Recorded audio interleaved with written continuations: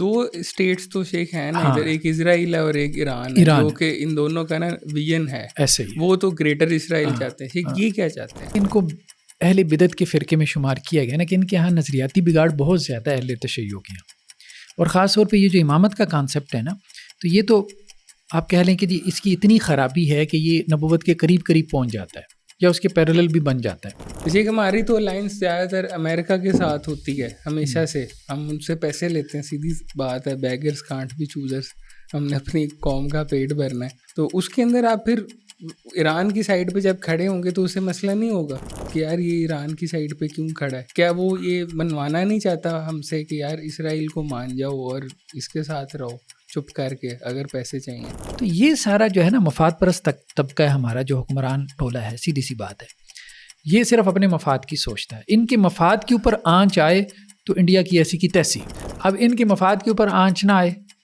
تو دنیا میں کیا ہو رہا ہے وہ انہیں کوئی فرق نہیں پڑتا. یہی معاملہ بہن اس وقت ایران کا بھی ہے. ایران نے بھی جو جنگ لڑی ہے وہ اس نے اپنے مفاد کے لیے لڑی ہے, اس نے غزہ کے لیے نہیں لڑی. غزہ تو دیکھیں جو ہے وہ کھنڈر بن گیا. کیسے کہ ایران اور یہ ساری چیزیں یہ بھی غزوہ ہند میں آئیں گی, اور کیا یہ حدیث ٹھیک ہے؟ سب سے پہلے تو یہ بات ہے کہ ہر 5 سال بعد غزوہ ہند ہو جاتا ہے, تو کیا یہ سارے غزوہ چلیں گے یا ایک غزوہ ہوگا کوئی, اس کی کچھ اسپیسیفک کوئی نشانی ہوگی؟ اصل میں دیکھیں نا جنگ ساری ہوئی ہے کہ جی ایران کے جوہری پروگرام کے اوپر ہوئی ہے اصل بات جی. تو ساری قومیں ایسی کر رہی ہیں, تو ایران بھی اپنے لیے لڑا ہے, ساری قومیں, پاکستان اپنے لیے لڑتا ہے, سعودی عرب اپنے لیے لڑتا ہے, غزہ کے لیے تو کوئی بھی نہیں لڑا. یہ خراسان والی اور کالے جھنڈوں والی جتنی روایتیں یہ ساری ضعیف ہیں. السلام علیکم ورحمۃ اللہ. وعلیکم السلام ورحمۃ اللہ. کیسے ہیں شیخ؟ اللہ کا شکر الحمدللہ. شیخ آپ سے نا آج ہم نے بہت سارے کوشچنس کے آنسرز لینے ہیں جو نا ایک یوتھ کے ذہن میں آتے ہیں اس وار کے دوران بھی, اور اب وار اب ختم ہو گئی, اور ایون اس کے بعد بھی, کہ کیا ہم نے کدھر کو رہنا ہے, کس کی سائڈ پر ہیں ہم. ایران اسرائیل وار ہے. ہاں جی, ایران اسرائیل وار, پاک انڈیا وار بھی ہوئی ہے نا. جی اب نا ایران اسرائیل وار کے اندر نا ہم نے آپ سے یہ کوشچن کا یہ ہے کہ شریعہ کو سامنے رکھ کر اور اس کی ساری ہسٹری اور یہ ساری چیزیں بیک گراؤنڈ سامنے رکھ کر کہ ہم نے کس سائڈ پر ہونا ہے, ہماری کیا سائڈ ہے, کیا وہ گرے ایریا ہے, وائٹ ہے, بلیک ہے, ہم نے کس سائڈ پر ہونا ہے. سب سے پہلے جو شیخ آپ سے کوشچن ہے نا وہ یہ ہے کہ مسلم امہ, ساری یہی بات چل رہی تھی کہ ہمیں مسلم امہ کا سپورٹ کرنی چاہیے, سب کنٹریز کو مسلم امہ کو سپورٹ کرنی چاہیے, لیکن دوسری طرف یہ بات بھی چاہ رہی ہے کہ مسلم امہ میں یہ لوگ تو آتے ہی نہیں. تو اسی کیا آپ مسلم امہ کو کیسے ڈیفائن کرتے ہیں؟ کیا قادیانی آتے ہیں مسلم امہ میں؟ کیونکہ کچھ لوگوں کا ماننا ہے کہ ان کے بھی اعضاء چمکیں گے قیامت کے دن, اور ان کا بھی ذبیحہ حلال ہے, ان کی طرح شادی کرنا بھی ٹھیک ہے, کافر اس سے بدتر ہیں, قادیانی کافروں سے بہتر ہیں. تو آپ کا کیا کہنا چاہیے اس کے بارے میں؟ بسم اللہ الرحمن الرحیم. دیکھیں کسی گروہ کی یا کسی آپ کہہ لیں جماعت کی جو تکفیر ہے یہ ایک حساس معاملہ ہے. عام آدمی کو تو اس میں نہیں پڑھنا چاہیے کیونکہ اس کی یہ ڈومین بھی نہیں ہے, یہ علماء کا کام ہے, مفتیان کرام کا کام. باقی یہ بات بھی ٹھیک ہے کہ اہل علم کا اختلاف ہو جاتا ہے کسی کی تکفیر میں, یعنی تکفیر مین کسی کو کافر ڈکلیئر کرنے میں. البتہ جو قادیانی ہیں دیکھیں ان کا کیس ڈیفرنٹ ہے. ایک تو یہ کہ پاکستان میں کم از کم, اور پاکستان کے علاوہ بھی اکثر و بیشتر مسلم کنٹریز میں جہاں جہاں ان کے عقائد پہنچے ہیں تو اہل علم نے ان کی تکفیر کی ہے, یعنی ان کو کافر ڈکلیئر کی ہے, کیونکہ ان کے عقائد ایسے ہیں جو ہمارے فنڈامنٹل بیلیفز کے خلاف ہیں. ہمارے فنڈامنٹل بیلیفز 6 ہیں: اللہ پر ایمان, رسولوں پر, اسی طرح سے آخرت پر, اور کتابوں پر, فرشتوں پر, تقدیر پر. تو اب یہ تو جو آپ کہہ لیں کہ جی 3 بڑے جو بیلیفز ہیں, اللہ کی بات تو رسولوں کی بات آ جاتی ہے, اور اس میں فینلٹی آف پروفٹ ہوڈ جو ہے, ختم نبوت کا معاملہ بہت حساس ہے. آپ علیہ السلام کے زمانے میں جن لوگوں نے نبوت کا دعویٰ کیا تو صحابہ نے ان سے قتال کیا. حضرت ابوبکر رضی اللہ عنہ کے زمانے میں قتال ہوا. مسلمہ قذاب کو جو ہے وہ وحشی نے قتل کیا. تو یہ ساری باتیں تو ہمیں ہسٹری میں ملتی ہیں, اور آپ علیہ السلام نے بھی کہا کہ 30 کے قریب دجال آئیں گے جن میں سے ہر ایک نبوت کا دعویٰ کرے گا لیکن وہ نبی نہیں ہوگا. تو ان کے تو کنسنسس ہے قادیانیوں کا جو معاملہ ہے. اب ان کا معاملہ صرف فتوے کا نہیں رہ گیا بلکہ وہ آئینی بن چکا ہے نا, کانسٹیٹیوشنل ہے. یعنی پاکستان کے آپ کہہ لیں کہ جی آئین کے مطابق, کانسٹیٹیوشن کے مطابق وہ نان مسلم ہے. اپنے عقائد کی وجہ سے. تو اس لیے اب اس میں تو کسی شک و شبے کی گنجائش نہیں ہے، نہ کسی کو کرنی چاہیے، نہ وہاں پہ کوئی ڈبیٹ ہمیں کھڑی کرنی چاہیے. تو جہاں کنسنسس ہو جائے امت کا کسی گروہ کی تکفیر پہ، اب ظاہری بات ہے کنسنسس تو تبھی ہوگا نا جب ان کا کفر اتنا واضح ہوگا، ورنہ تو امت ہر مسئلے میں اختلاف کرتی ہے. مجھے بتائیں، اتنا اختلاف ہے شروع سے لے کے، تو گویا کسی کا کفر اتنا واضح ہو گیا کہ ساروں نے اتفاق کر لیا. ٹھیک ہے، بریلوی دیوبندی اہل حدیث اہل تشیع سب نے اتفاق کر لیا کہ بھئی یہ تو کافر ہے. تو اب وہ یہ بڑی بات ہوگی نا، پھر آئینی طور پہ ان کا کافر قرار پا جانا. تو اس لیے اس میں میرے خیال میں کوئی ایسا مسئلہ نہیں ہے کہ کوئی شک و شبے کی گنجائش ہو. اسی ایران کی اگر ہم مد نظر رکھیں، کیونکہ ایران کے اوپر بھی یہی بات ہو رہی ہے کہ یہ تو رافض ہیں، یہ صحابہ کو معاذ اللہ برا بلا کہتے ہیں، امہات المومنین کو یہ لوگ نہیں مانتے بالکل بھی، بلکہ ان کے بارے میں غلط باتیں کرتے ہیں. اسی کیا ایران کو بھی اس صورت میں ہمیں امہ سے نکال دینا چاہیے، مسلم امہ سے؟ دیکھیں، جہاں تک ایران کا مسئلہ ہے تو ایران میں جو میجارٹی ہے وہ اثنا عشریہ اسکول آف تھاٹ کی ہے. ٹھیک، تو اہل تشیع اور اہل سنت کا جو آپ کہہ لیں اختلاف تھا، یہ شروع سے ہی چل پڑا تھا. اگرچہ شروع میں اختلافات سیاسی نوعیت کے تھے، بعد میں مذہبی بنتے چلے گئے. مطلب اصل اختلاف یہ سیاسی تھا، یعنی امامت کا، یا جسے وہ اسے امامت کہتے ہیں، ہم اس کو جو ہے وہ خلافت کہہ دیتے ہیں، کیلیفیٹ. تو یہ اصل میں اختلاف ایک سیاسی اختلاف تھا. تو بعد میں اس کو مذہبی رنگ دے دیا گیا، خاص طور پہ اہل تشیع کے ہاں، کہ انہوں نے اس کو جو ہے وہ امامت کو ایک ڈیوائن جو ہے وہ آپ کہہ لیں اتھارٹی کے طور پہ سمجھ لیا ہے، کہ جیسے نبوت جو ہے وہ اللہ کی طرف سے آتی ہے، اسی طرح سے امامت اللہ کی طرف سے آتی ہے. تو خیر بہرحال ہمارے ہاں جو رجحان ہے اہل تشیع کے بطور ایک سیکٹ کے کہ اس کا کیا حکم ہے، اہل سنت میں جو رجحان ہے تو وہ دو طرح کا ہے. کچھ ان کو کافر ڈکلیئر کرتے ہیں، لیکن ایسے لوگ کم ہیں. زیادہ تر اہل سنت کے جو علماء ہیں وہ ان کو کافر ڈکلیئر نہیں کرتے. ٹھیک ہے، میجورٹی ان کو کافر نہیں کہتی. ہاں، جو ان کا سٹیٹس ہے وہ زیادہ تر اہل سنت کے علماء یہ کہتے ہیں کہ وہ اہل بدعت والا ہے، یعنی وہ ایک بدعتی گروہ ہے. بدعتی مین یعنی جو سنت کے طریقے سے ہٹا ہوا ہے. ٹھیک ہے، ڈی ٹریک ہے، مطلب صراط مستقیم کے اوپر نہیں ہے.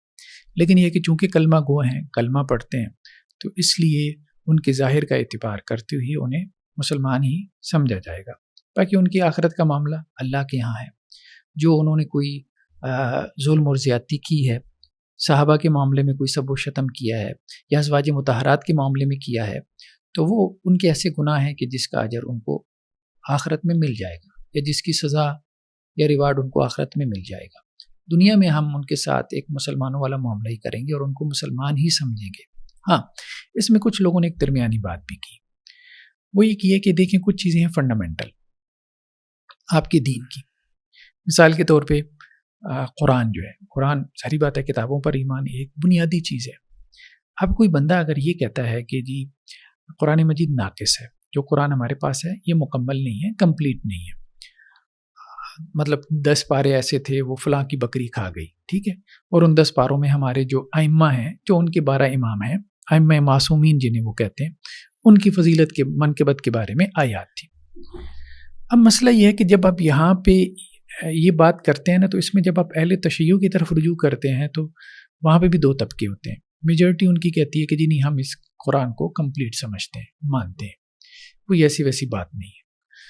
کچھ ان میں سے ایسی بھی آپ کو کتابیں مل جاتی ہیں جو یہ کہہ رہے ہوتے ہیں کہ جی نہیں، قرآن انکمپلیٹ ہے، تو فلاں فلاں آیت اس سے مسنگ ہے.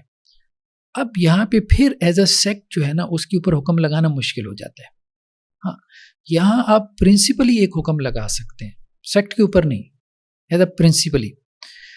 تو پرنسپلی آپ حکم کیسے لگائیں گے؟ آپ کہیں گے کہ جی جو بندہ اینی باڈی جو قرآن کو کمپلیٹ نہیں مانتا اور یہ سمجھتا ہے کہ یہ قرآن ناقص ہے اور کچھ قرآن ضائع ہو گیا ہے، اور قرآن یہ کہتا ہے کہ یہ مکمل کتاب ہے اور اللہ نے اس کی حفاظت کی ذمہ داری لی ہوئی ہے.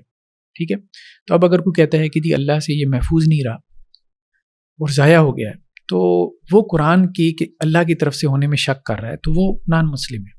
یہ ایک بات ایک جنرل پرنسپل کے طور پہ کرنے میں کوئی حرج نہیں، لیکن ایز اے سیکٹ جب آپ کریں گے تو اس میں آپ کو ویرائٹی مل جائے گی، ہر طرح کے لوگ ہیں. ایون کہ دیکھیں اہل تشیع کی اوپر جو کتابیں لکھی گئیں، خود ان کے اہل علم نے جو لکھی ہیں کتابیں، تو کوئی تقریباً جو ہے ایک نوبختی کی کتاب ہے، نوبختی ان کے بڑے علماء میں سے ہیں، اہل تشیع کے، تو تیسری چوتھی صدی ہجری کے، تو انہوں نے فرق و شیعہ کے نام سے، یعنی شیعہ سیکٹس کے نام سے کتاب بھی لکھی.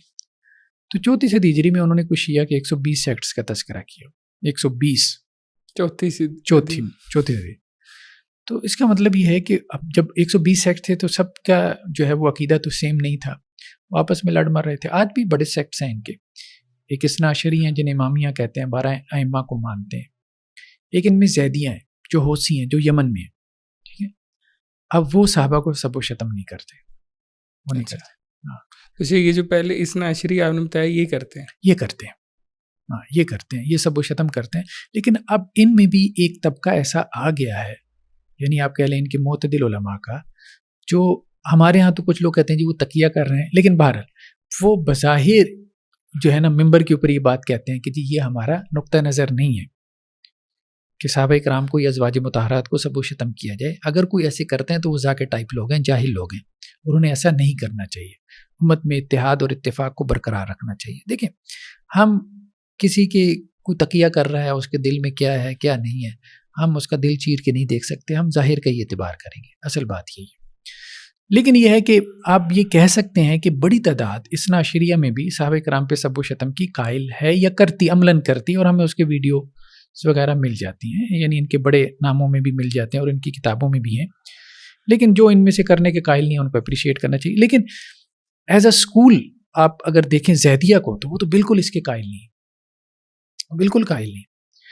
وہ یہ بھی نہیں کہتے کہ جی حضرات شیخین جو ہے وہ کوئی ظالم تھے.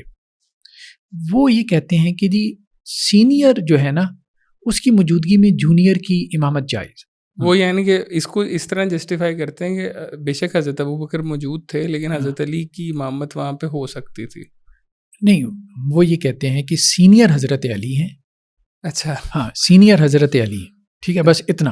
وہ افضلیت کے قائل ہیں، حضرت علی کی افضلیت کے قائل ہیں. میں الٹا سمجھاؤں کہ سینئر وہ حضرت علی. ہاں، تو اب وہ کہتے ہیں سینئر کی موجودگی میں جونیئر امام بن سکتا ہے. یعنی حضرت علی کی موجودگی میں حضرت ابوبکر اور حضرت عمر امام بن سکتے تھے، تو اس لیے ان کی امامت جائز ہے. اس پہ ہم جو ہے وہ کرٹیسائز نہیں کر سکتے اور نہ ہمیں تنقید کرنی چاہیے. ٹھیک ہے.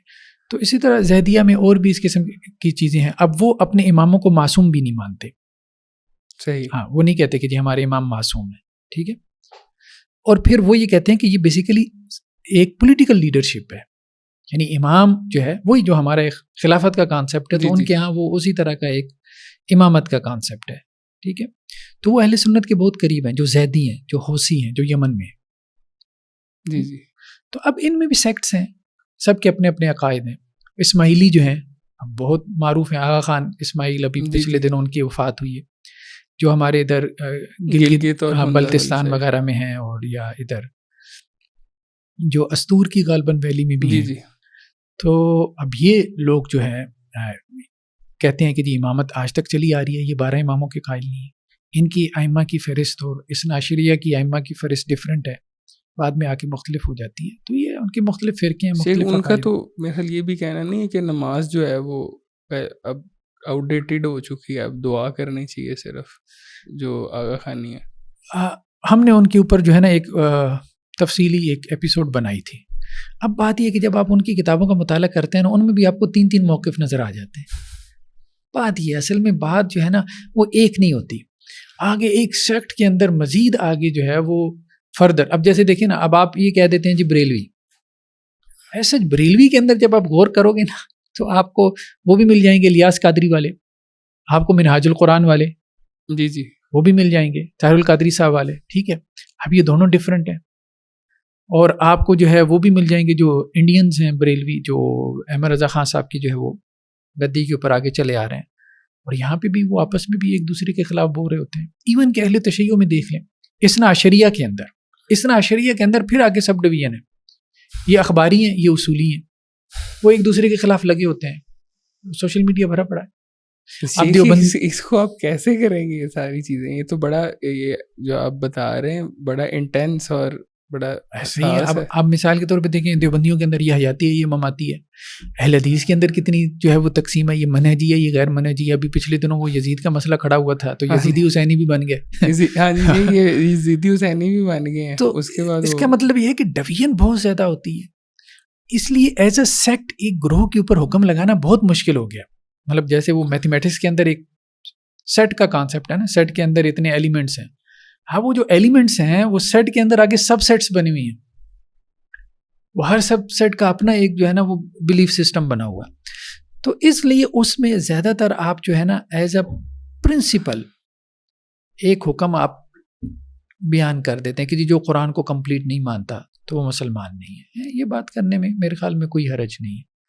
ایک سیدھا کویسچن یہ ہے کہ اب ان کی وار ہوئی، کیا ایران کا جو کلرجک ہے سارا، جو کہ ایران کو دیکھ رہا ہے سارا اس ٹائم رجیم ہے جس کی، کیا وہ اس طرح کے ہیں اس ناشری کے اندر جو صحابہ کرام کو برا کہتے ہیں یا امہات المومنین کو، جو ہمیں نظر آئے ویڈیو سے یا ظاہر طور پر؟ اور کیا اس کو کہنے سے، ایک اور کوشچن ہے چھوٹا سا، کہ کیا اس کو کہنے سے آپ کا ایمان سے آپ خارج نہیں ہوتے، صحابہ کو برا کہنے سے یا امہات المومنین کو برا کہنے سے؟ یا وہ جو 6 چیزیں صرف ہم نے اسی کے اوپر اس کو دیکھنا ہے؟ اور اگر وہ ایران جو ہے وہ ان چیزوں کو صحابہ کو اور امہات المومنین کو رسپیکٹ کرتا ہے یا نہیں کرتا؟ دیکھیں بات یہ ہے کہ وہاں پہ ایسے لوگ ہیں، یہ بات تو ٹھیک ہے، وہاں پہ ایسے لوگ ہیں جو یہ صحابہ کرام کو سب کو شتم کرتے ہیں یا ازواج مطہرات کو کرتے ہیں.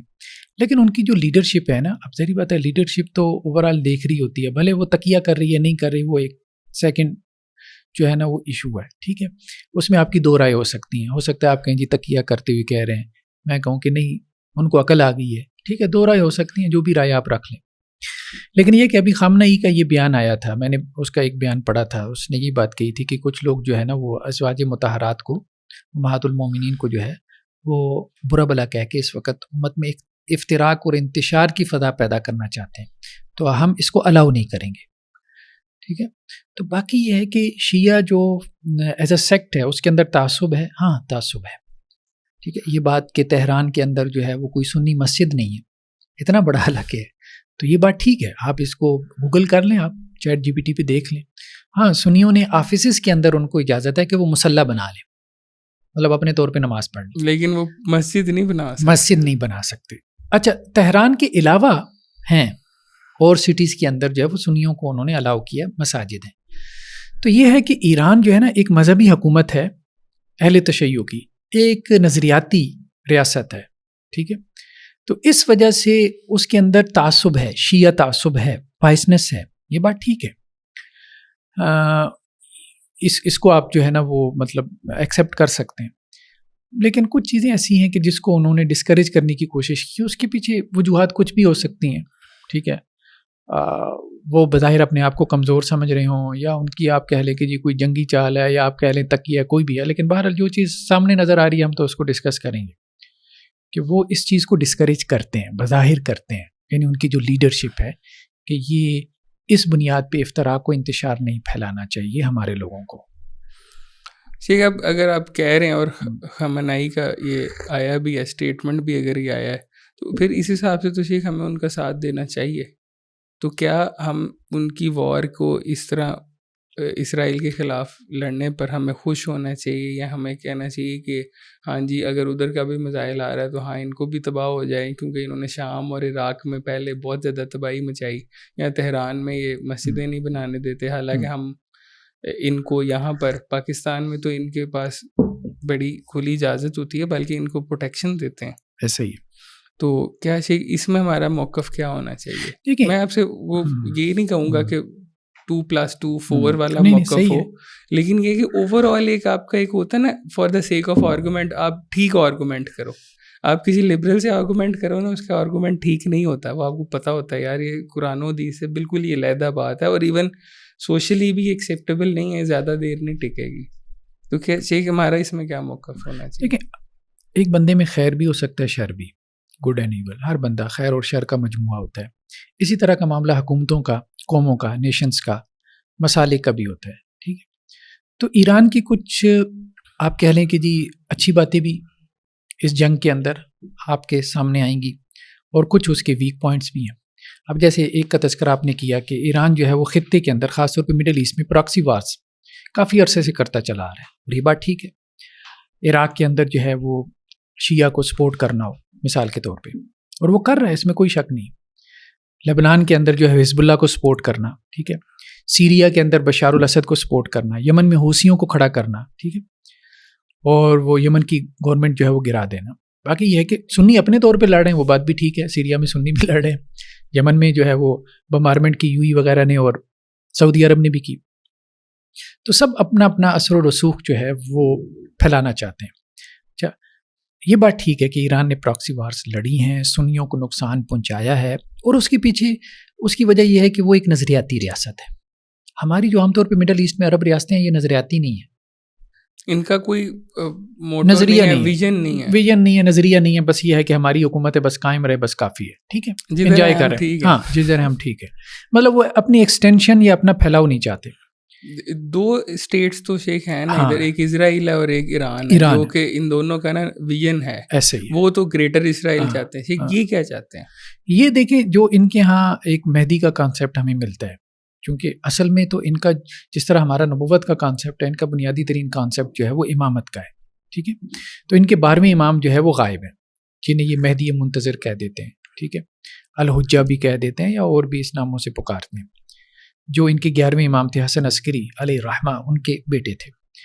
ہمارے اہل سنت کے مصادر کے مطابق یا بعض شیعہ مصادر کے مطابق ان کی پیدائش ہی نہیں ہوئی تھی، لیکن یہ کہتے ہیں کہ جو ان کی پیدائش ہوئی تھی، ٹھیک ہے، وہ ایک لمبی چوڑی بحث ہے، اس پہ ہم نے لمبے چوڑے جو ہے نا وہ لیکچرز ریکارڈ کروائے ہیں، اور وہ غائب ہیں پچھلے، آپ کہہ لیں کہ جی شیخ وہی امام ہیں جن کے پاس وہ 10 پارے ہیں، یہ کلیم کرتے ہیں، ہاں، کہ وہ جب آئیں گے تو اس طرح سے پوری دنیا کے اوپر جو ہے وہ خلافت کا نظام قائم کریں گے۔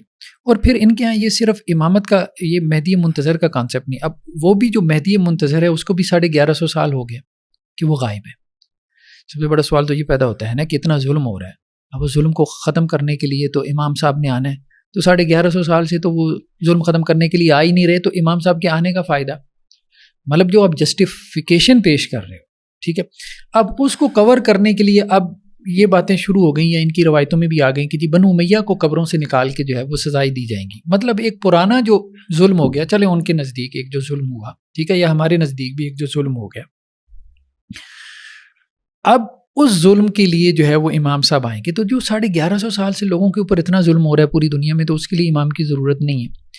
اچھا، اس میں انہوں نے یہ ایک کانسیپٹ دیا ہوا ہے کہ رجت کا مطلب یہ ہے کہ جیسے حضرت عیسیٰ علیہ السلام دوبارہ دنیا میں آئیں گے تو ان کے ائمہ بھی آئیں گے، حضرت علی رضی اللہ عنہ دوبارہ دنیا میں آئیں گے، حضرت حسین رضی اللہ عنہ دوبارہ دنیا میں آئیں گے، اور وہ اس طرح سے۔ ائمہ سے شیخ کیا مراد ہے آپ کا حضرت عیسیٰ کے ائمہ سے؟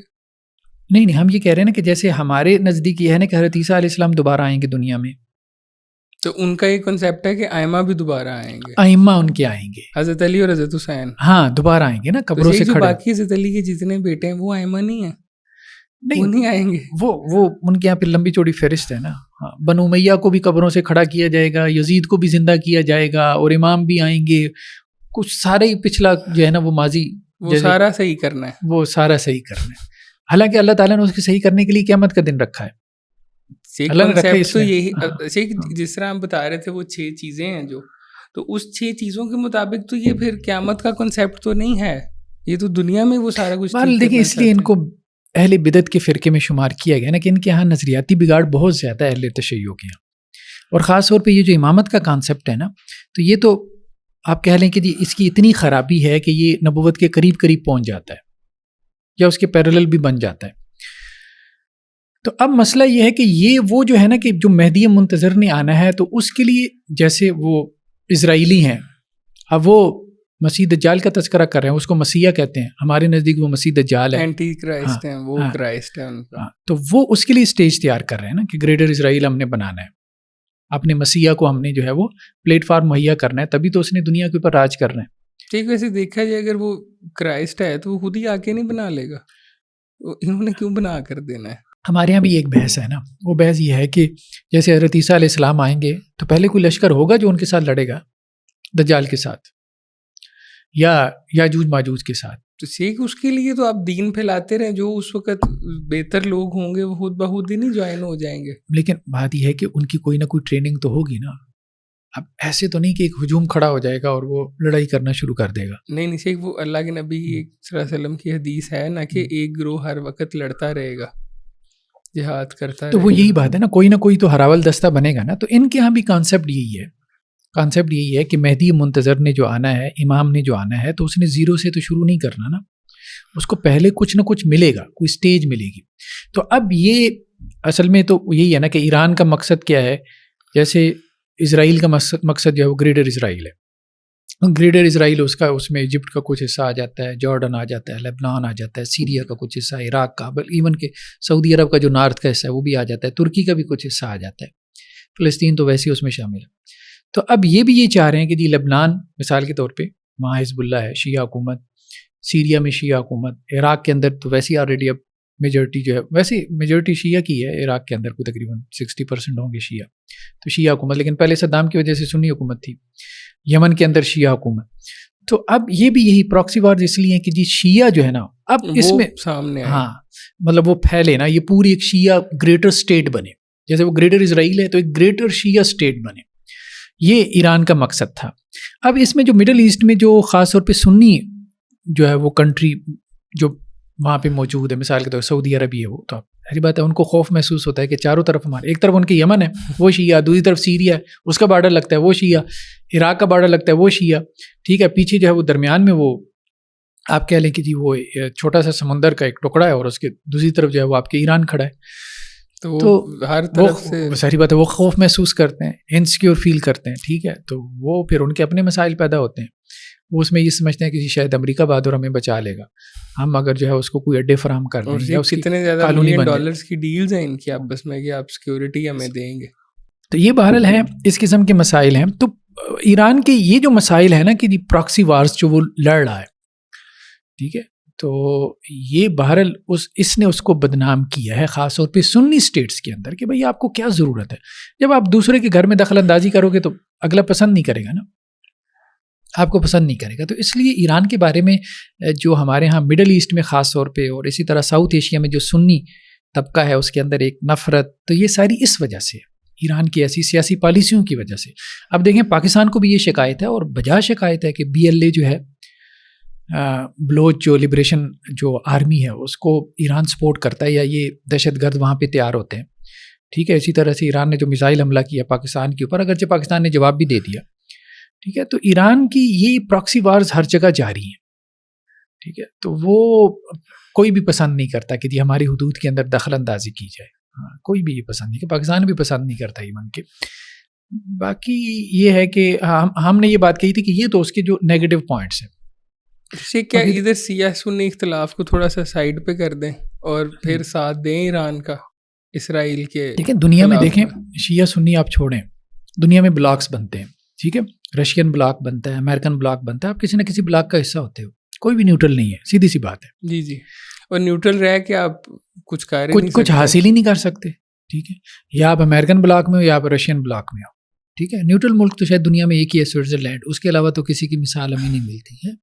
اب یہ ہوتا ہے کہ آپ ایک بلاک سے دوسرے بلاک میں جاتے رہتے ہو، یہ سوئچنگ ہوتی رہتی ہے. جیسے ہمارے یہاں پولیٹیکل پارٹیز میں جی جی ایک سے دوسرے میں آپ جاتے رہتے ہو، ٹھیک ہے. کبھی ہم امریکہ کے، کبھی ہم رشیا کے، ہاں کبھی ہم چائنا کے بلاک میں چلے، تو وہ ہوتا رہتا ہے. تو یہ پاسبل نہیں ہے. تو وہ تو اب دیکھیں وہ تو آپ کو کرنا ہی کرنا ہے، وہ تو آپ کو کرنا ہی کرنا ہے.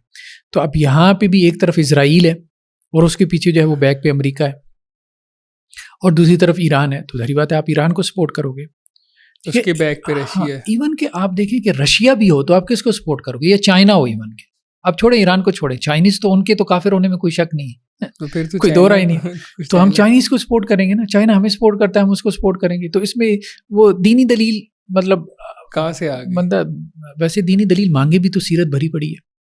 اب دیکھیں صلح حدیبیہ کا جیسے معاملہ، ٹھیک ہے. صلح حدیبیہ کے موقع پہ جو ہے وہ دوسرے قبائل کو یہ بات کہی گئی کہ چاہے تو وہ قریش کی طرف شامل ہو جائیں اس صلح میں، چاہے تو مسلمانوں کی طرف سے. اور بنو خزاع جو ہے وہ مسلمانوں کے حلیف تھے اور بنو بکر جو ہے وہ قریش کے حلیف ہو گئے. اور بنو خزاع کون تھے؟ سارے کافر مشرک تھے، ٹھیک ہے.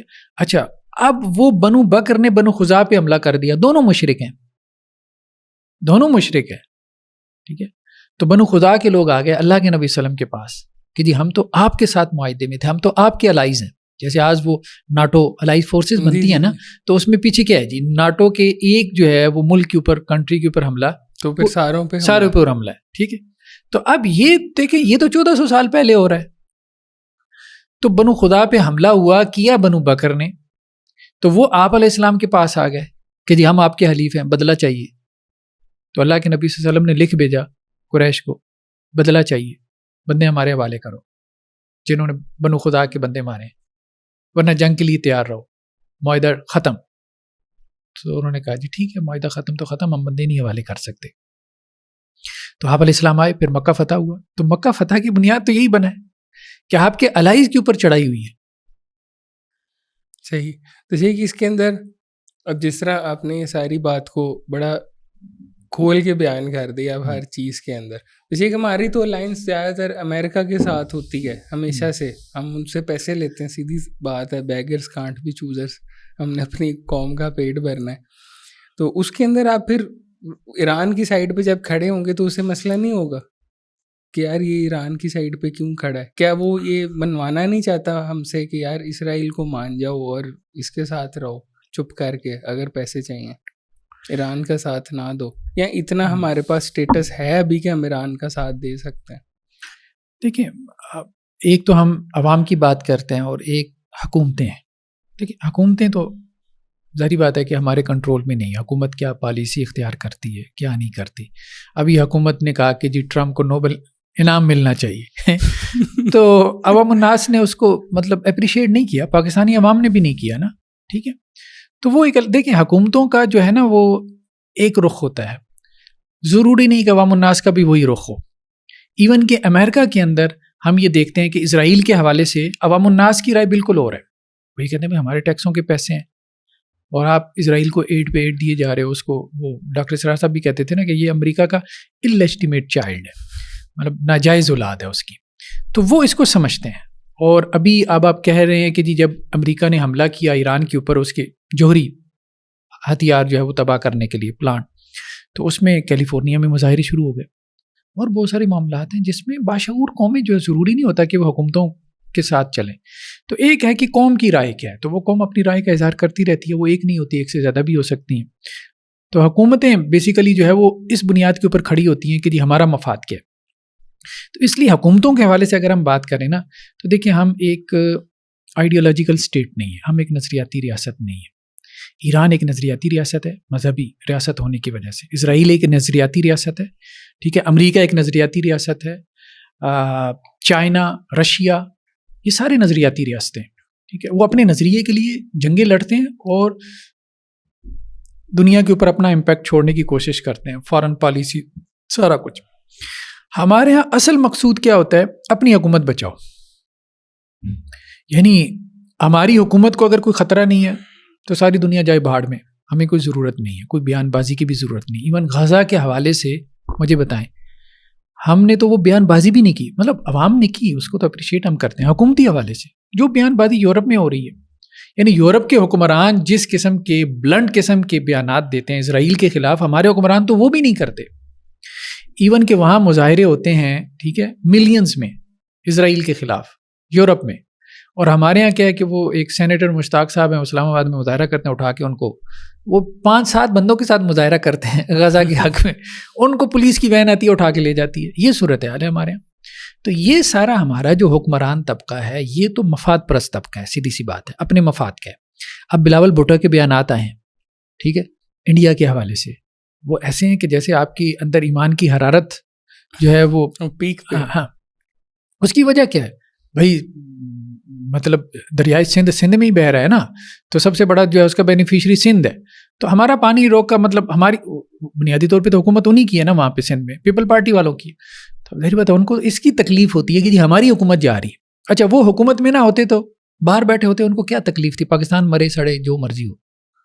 تو یہ سارا جو ہے نا مفاد پرست طبقہ ہے ہمارا جو حکمران ٹولہ ہے، سیدھی سی بات ہے. یہ صرف اپنے مفاد کی سوچتا ہے. ان کے مفاد کے اوپر آنچ آئے تو انڈیا کی ایسی کی تیسی. ٹھیک ہے. اب ان کے مفاد کے اوپر آنچ نہ آئے تو دنیا میں کیا ہو رہا ہے وہ انہیں کوئی فرق نہیں پڑتا. یہی معاملہ بہن اس وقت ایران کا بھی ہے. ایران نے بھی جو جنگ لڑی ہے وہ اس نے اپنے مفاد کے لیے لڑی ہے, اس نے غزہ کے لیے نہیں لڑی. غزہ تو دیکھیں جو ہے وہ کھنڈر بن گیا.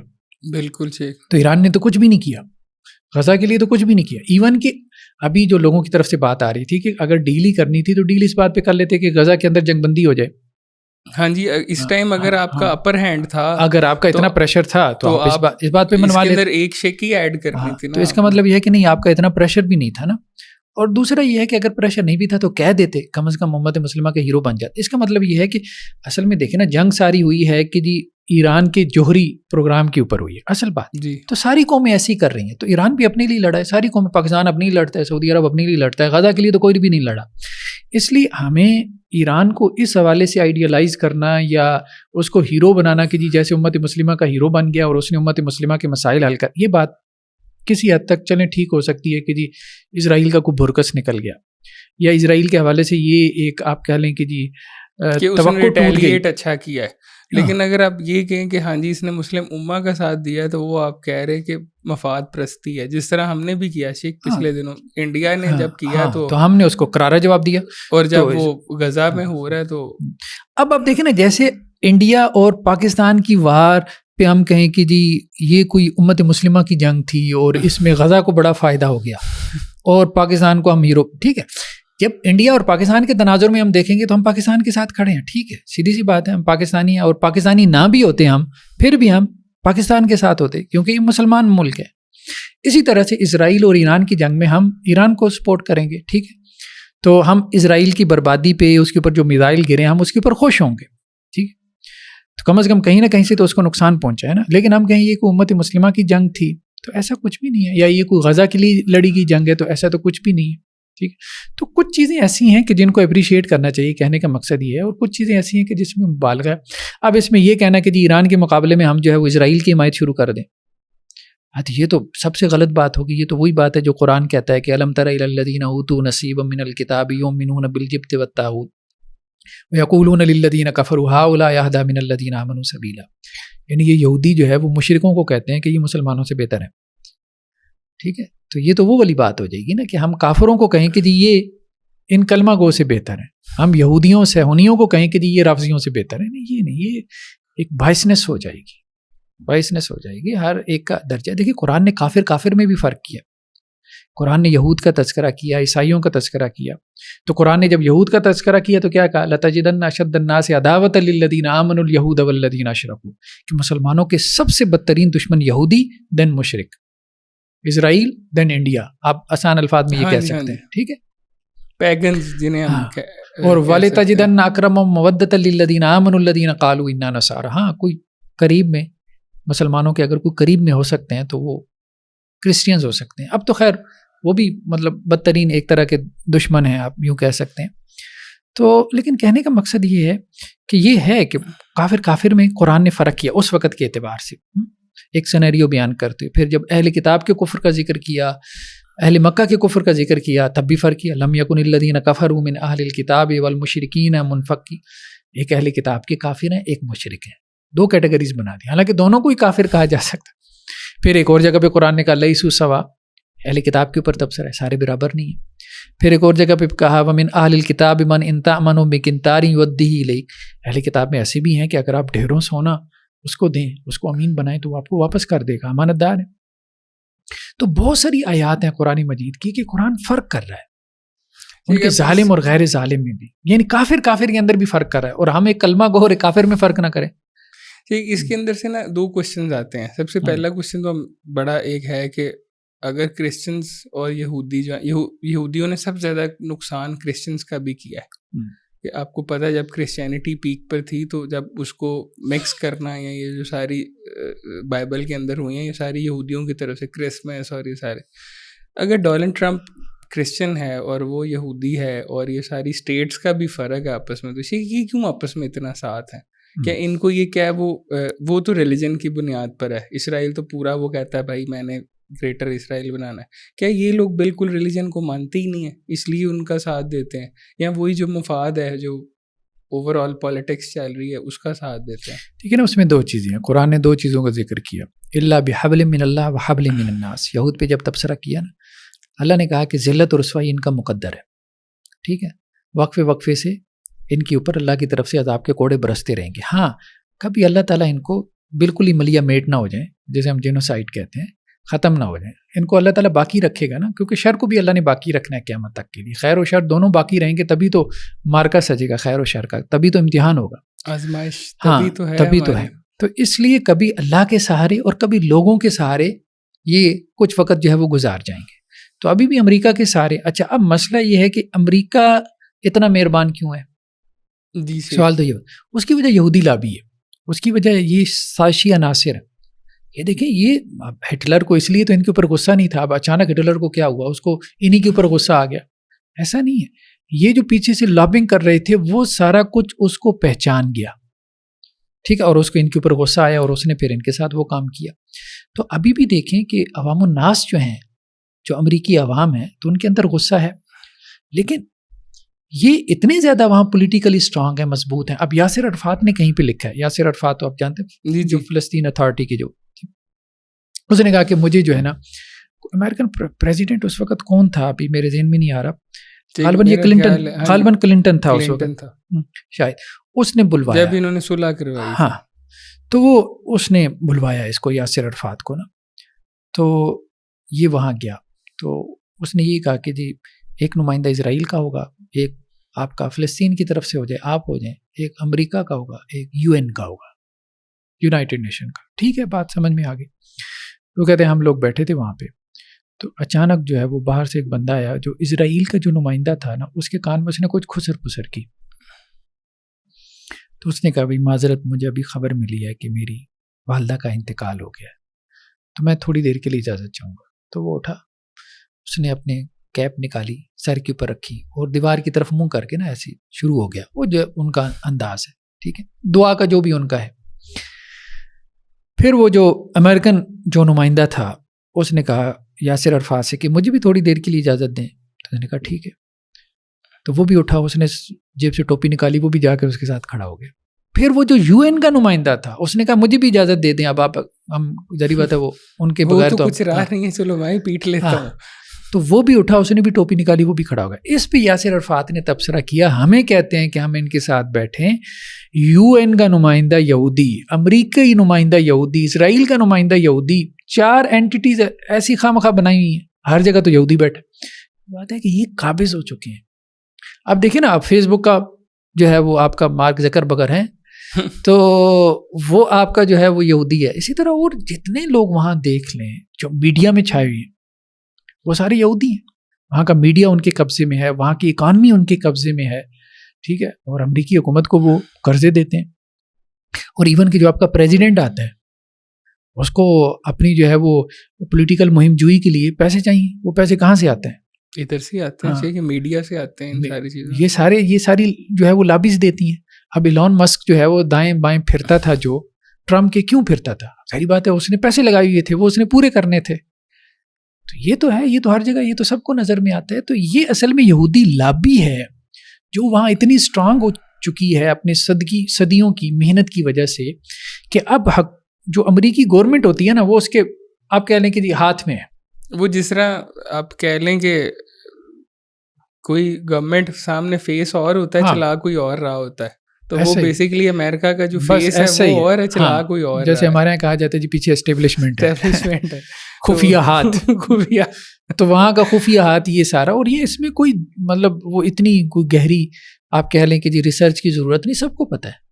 اس کے اندر بھی میرے پاس کوشچن نا ایڈ ہوئی جا رہے ہیں. وہ میں آپ سے یہ پوچھنا چاہوں گا, جس طرح اب عقیدہ ہے شیخ, ہمارے نبی جتنے بھی گزرے, اللہ تعالیٰ ان سب پر اپنی سلامتی کرے, جتنے بھی نبی گزرے, کیا انہوں نے عقیدہ کے اوپر ہی فوکس نہیں کیا شیخ؟ سب سے پہلا ان کا مقصد عقیدہ تھا. تو آج کل جب ہم کسی اہل بدعت کے ساتھ اسے سپورٹ کرتے ہیں, یا جس طرح فرض کریں ہم اب یہ ہمارا ڈیجیٹلی کنٹینٹ بنے گا, اگر ہم ادھر کسی ایسے بندے کو بٹھاتے ہیں جو کہ عقیدہ میں ٹھیک نہیں ہے, اہل بدعت کے اندر سے چیزیں اس کے اندر پائی جاتی ہیں, تو کیا شیخ اس سے ہم بھی اس کے ساتھ مل جاتے ہیں؟ یا ہمارے اوپر بھی وہی ٹیگ لگے گا کہ اجی آپ نے بدعتی کے ساتھ آپ بیٹھتے ہیں اور یا پھر اس کو سپورٹ کرتے ہیں تو آپ بھی وہی ہیں کہ آپ عقیدے پہ کمپرومائز کری جا رہے ہیں. دیکھیں ایک تو یہ ہے کہ اس مسئلے کے اوپر نا میں نے ایک تفصیلی کتاب لکھی مقالات عقیدہ اور منہج, تو میں اپنے ویورز کو کہوں گا آپ کے اوپر ہوا ہے سارے کا سارا, تو اس کو ضرور دیکھیں. اس میں کافی ساری بحثیں اس حوالے سے, اصولی بحثیں آ گئی ہیں, کافی ساری بحثیں آ گئی.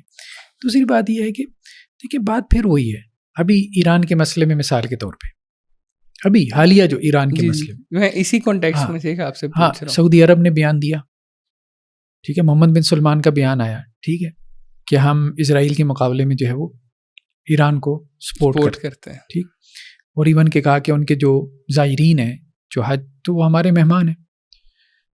مسئلہ یہ ہے کہ یہاں آپ کیوں نہیں بولتے؟ جب چاہتے ہیں آپ کے ایرانی پریزیڈنٹ وہاں پہنچ جاتے ہیں, ایک تو آپ رافضی کرتے رہتے ہیں, کوئی عالم جو ہے ان کے ساتھ بیٹھنے کی بات کرتا ہے تو آپ کی گز لمبی زبانیں کھل جاتی ہیں, اور وہاں آپ کے سارے جو بڑے ہیں مطلب محمد بن سلیمان وغیرہ یہ جب چاہتے ہیں وہ ان کے ساتھ جبکیاں ڈال رہے ہیں, ان کے ساتھ بیٹھ رہے ہیں, معاہدے کر رہے ہیں. اب تو ویسے امتیاز نہیں رہا, اب تو لڑکیوں کے ساتھ بھی جبکیاں ڈال دیتے ہیں, یہ جو عورتیں جو ہیں اسٹیٹ کی ہیڈز ہیں یا کچھ بھی ہیں, یہ تو اب انہوں نے وہ کام بھی شروع کر دیا. تو اب تو یہ ہے کہ جو دیکھیں ایک وقت میں جو ہمارے سعودیز تھے نا ان کی ضرورت تھی. صحیح بات یہی ہے, یہ جو گروپ تھا نا جو اس قسم کا مطلب سخت قسم کی رائے رکھنے والا, جیسے منہجی یا جامی یا مدخلی گروپ کہہ دیا جاتا ہے, ایک وقت تک وہ سعودی حکومت کی ضرورت تھی اور اس نے اس کو خوب استعمال کیا. اب اسے اس کی ضرورت نہیں رہی, اب اسے اس کی ضرورت نہیں. اب ایکسپینشن اور وہ اس کی وجہ یہ ہے کہ وہ انسیکیورٹی تھی نا, ان کی انسیکیورٹی تھی عربوں کی, اور وہ ٹھیک تھی کہ ایران جو ہے وہ پھیل رہا ہے, تو ہمیں اپنے لوگوں کو جو ہے وہ جو مذہبی خاص طور پہ لیڈرشپ ہے کہ ایران سے نفرت بغض اور یہ سارا کچھ یہ ہونا چاہیے, وہ ان کی ضرورت تھی, وہ پولیٹیکل ضرورت تھی, اور انہوں نے وہ گروپ خود مطلب اس کو میدان میں لے کر آئے. اس سے پہلے وہ نہیں تھا, وہ کلرجی جو تھی اس کی وہ خوب یوز کی, خوب انہوں نے یوز کی. اب جب انہوں نے یہ دیکھا کہ جی اب معاملات ظاہری بات ہے ایک جیسے نہیں رہتے نا, ایران کے بھی معاملات ایک جیسے نہیں رہتے. جب جی انقلاب آیا 79 میں, خمینی جو ہے آیا ہے, ٹھیک ہے, جی تو خمینی جو ہے وہ فرانس سے ایئر فرانس کا چارٹرڈ طیارہ کروا کے آیا, یہ صورتحال تھی. جی تو جو عراق سے واپس ایگزائل کے بعد یہ ادھر آئے تھے, 64 میں یہاں سے وہ ان کو نکالا تھا, اور 79 میں ایئر فرانس کا چارٹرڈ طیارہ آیا چھوڑنے کے لیے. دیکھیں مفادات ہوتے ہیں حکومتوں کے, وہ مفادات بدلتے رہتے ہیں. ہمارے یہاں لوگوں نے ایک جملہ آج کل بڑا پکڑا ہوا ہے کہ جی فلاں عالم نے یہ کہا تھا کہ جی اگر اسرائیل یا امریکہ ایران کے اوپر حملہ کرے تو میری قبر پہ آ کے پیشاب کر دینا. ٹھیک ہے, تو اب وہ ایک بڑا سوشل میڈیا کے اوپر بات یہ ہے کہ اس وقت کے حساب سے جو ایک آپ کہہ لیں پولیٹیکل جو بھی اکھاڑ پچھاڑ ہو رہا تھا تو ان کی بات ٹھیک ہو سکتی تھی, لیکن یہ ہے کہ وقتوں کے ساتھ ساتھ حکومتوں کے نظریات بدلتے ہیں, مفادات بدلتے ہیں, انٹرسٹ بدلتے ہیں. تو سعودیز کبھی ایران کے ساتھ لگا دیتے ہیں, کبھی ایران سعودیز کے ساتھ لگا لیتا ہے, کبھی یہ اکٹھے بیٹھ جاتے ہیں. جب انہیں اسرائیل کا زیادہ خطرہ محسوس ہوتا ہے یہ سارے اکٹھے ہو جاتے ہیں, ایک ٹیبل پہ بیٹھ جاتے ہیں. تو ایسے ہی سو سمپل ہے, ان چیزوں کو سمجھنے میں کوئی راکٹ سائنس کی ضرورت نہیں. ویسے کیا یہ جو مسلم امہ ہے ہماری یہ اکٹھی ہو سکتی ویسے ایک پیج کے اوپر, یعنی کہ ایک چیز کے اوپر چلیں, یہ 6 جو پوائنٹس آپ نے بتایا ایمان والے, یہ تو ساروں میں ایک ہی ہے نا, ایران والوں میں بھی ایک ہی ہیں, وہی ہیں جو آپ بتا رہے ہیں کہ ان کا بیان نہیں. ہم ایک اور بات کر رہے ہیں. دیکھیں یہ لوگوں کو سمجھنے کی ضرورت ہے. یہ ایک سطحی ذہن جو ہمارے یہاں مذہبی سطحی ذہن پیدا ہو گیا ہے نا, اس کی وجہ سے بہت بگاڑ پیدا ہوا.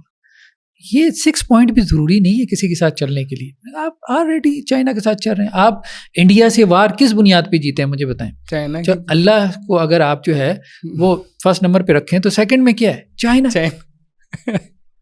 تو اب باقی بات کیا رہ جاتی ہے؟ ہم تو کافر کی وجہ سے کافر سے جیت رہے ہیں.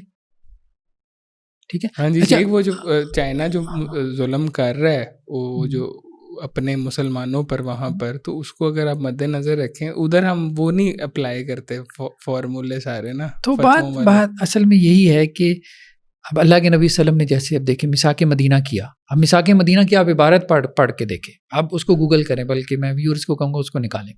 میثاق مدینہ کی جہاں سے آغاز اس کا ہو رہا ہے نا, تو اس میں یہ ہے کہ یہ جو معاہدہ ہے یہ قریش کے درمیان ہے, یعنی قریش سے مراد مہاجرین, وہ قریش میں سے تھے, اور اہل یثرب کے اور اہل یثرب میں سے انصار اور دوسرا تھے یہود، جیوس تھے. اور آگے الفاظ کیا ہیں؟ انہم امت واحدہ. یہ جو ہے نا ان قریشیوں کے خلاف، یعنی وہ جو مشرکین مکہ ہیں ان کے خلاف ایک گٹھ جوڑ ہے، ایک امت ہے. تو کہ یہودی اس امت میں شامل کیا. ہاں، یہ اب اس سے مراد کو امت مسلمہ تھوڑی تھی. جی یعنی جی. جسے ہم آج کل کی زبان میں ایک بلاک کہتے ہیں، ٹھیک ہے، ایک بلاک بن جاتا ہے، یہ رشین بلاک ہے، یہ امریکن بلاک ہے، ٹھیک ہے، جیسے ناٹو فورسز، جیسے ہماری OIC بنی ہوئی ہے، برائے نام بنی ہوئی ہے. آپ کا یہ کہنا شیخ جو میں نے اخذ کیا نا ابھی تک ایک سمپل انڈرسٹینڈنگ میں، کہ کسی بھی ایک مسلمان کو ساتھ میں لانے کے لیے یا پھر کسی بھی کنٹری کو ساتھ میں لانے کے لیے اس کے وہ 6 پوائنٹس ضروری نہیں ہیں ایمان والے. آپ چائنا کو بھی اس کے اندر لے سکتے ہیں، باقی بھی جو ملک اندر شامل ہونا چاہتا ہے آپ اس کو لے لیں اندر، اور آپ اپنی ایک الائنس بنا کر ترقی بھی کریں اکنامکلی بھی، اور بالکل ایسے سائنس اور ٹیکنالوجی میں بھی انویسٹ کریں. ساروں کے ساتھ مل کر آپ کام کر سکتے ہیں. آلریڈی ایسا ہو رہا ہے. مجھے کون ایسا نہیں کر رہا، مجھے بتائیں کون ایسا نہیں کر رہا. لیکن شیخ ہم تو پیسے ہی لے رہے ہیں شیخ، جب سے میں پیدا ہوں یا ہوش سنبھالی ہے ہمیں تو یہی ہے کہ ہمارے اوپر قرضہ بڑھی جاتا ہے، جو بجٹ آتا ہے ہم نے قرضہ دینا ہے. وہ بات ٹھیک ہے، یہ سمجھ سے باہر ہے شیخ. وہ نا ایک گھسی پٹی چیزیں سن کے نا اب بس ہو گئی ہے سیدھے لفظوں میں، کہ ہم کب ترقی کریں گے، ہم کب سامنے آئیں گے، ہم کب یہ ساری چیزیں کریں گے. اب ایک سمپل سی بات ہے شیخ، کہ کوشچن بھی ہے میرا آپ سے، کہ جب فلسطین کے لیے ہم نے بائیکاٹ کیا، ہر چیز کی ہم نے، لوکل کمپنیز امیر سے امیر تر ہوتی گئی ہیں. سیدھے صاحب بات ہے، یہ پچھلے دنوں سننے میں آیا کہ گورمے اور نیکسٹ کولا جو ہیں وہ اب اتنی مارکیٹ میں شارٹ ہو گئی اور انہوں نے اپنے پرائسز بھی بڑھا دیے ساروں نے. تو ہم نے تو الٹا ان کو چھوڑا تھا کہ اچھا یہ والے ہمارے ساتھ اچھا کریں گے، لیکن یہ بھی دیکھا جائے تو صرف مفاد ہے، ادھر بھی مفاد تھا ادھر بھی.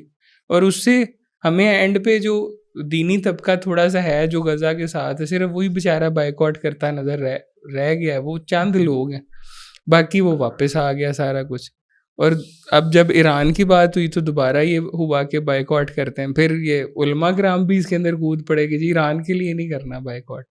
تو اس کے لیے ہے کہ ایک عام عوام بس پستی رہنا، اسے کبھی نہیں سکون ملنا کہ اچھا یار ہم بھی ترقی کر رہے ہیں، ہم بھی ایک سیلف سفیشینٹ کنٹری ہیں. تو یہ کبھی نہیں آنا. یہ پاکستان میں یا ان چیزوں، ایران کے اوپر اب جتنے سیکشنز تھے، کیا یہ مسلمان اسپیسیفکلی خوار ہونا چاہ رہے ہیں یا ہو رہے ہیں، یا باقی بھی دنیا میں اور قومیں بھی ہیں جو اس طرح کی خواری کے اندر ہیں؟ دیکھیں کرپشن تو دیکھیں ہر جگہ ہے، ایسا نہیں ہے امریکہ میں کرپشن نہیں ہے، امریکہ میں بھی بہت کرپشن ہے، ٹھیک ہے، وہ اس لیول کی ہے. ہاں، لا قانونیت جو ہے نا وہ امریکہ کے اندر ہے، ہمارے یہاں بھی ہے، امریکہ میں بھی بہت زیادہ ہے. تو وہ ہڈ حرامی وہاں پہ بھی آپ کو بہت نظر آئے گی، امریکنز میں بھی بہت نظر آئے گی. تو ایسا ہے، ہر قوم اس کو فیس کرتی ہے.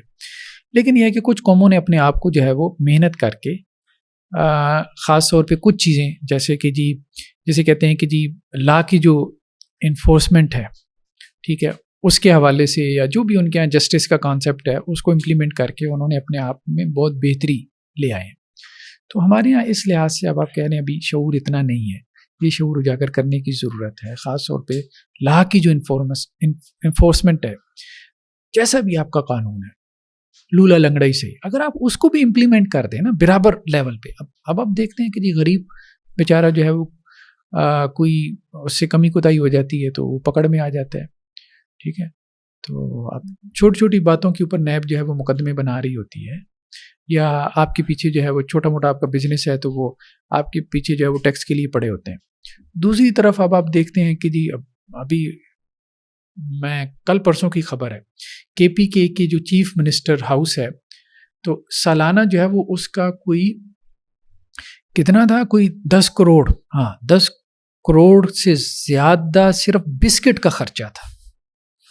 شیخ میں نے پچھلے دنوں یہ ناردرن ایریاز میں تھا، میں نے وہاں پر دیکھا، کھانا وغیرہ بھی کھایا، ٹورسٹ بھی آبزرو کیے میں نے کہ کس قدر ادھر لوگ آ رہے ہیں جا رہے ہیں.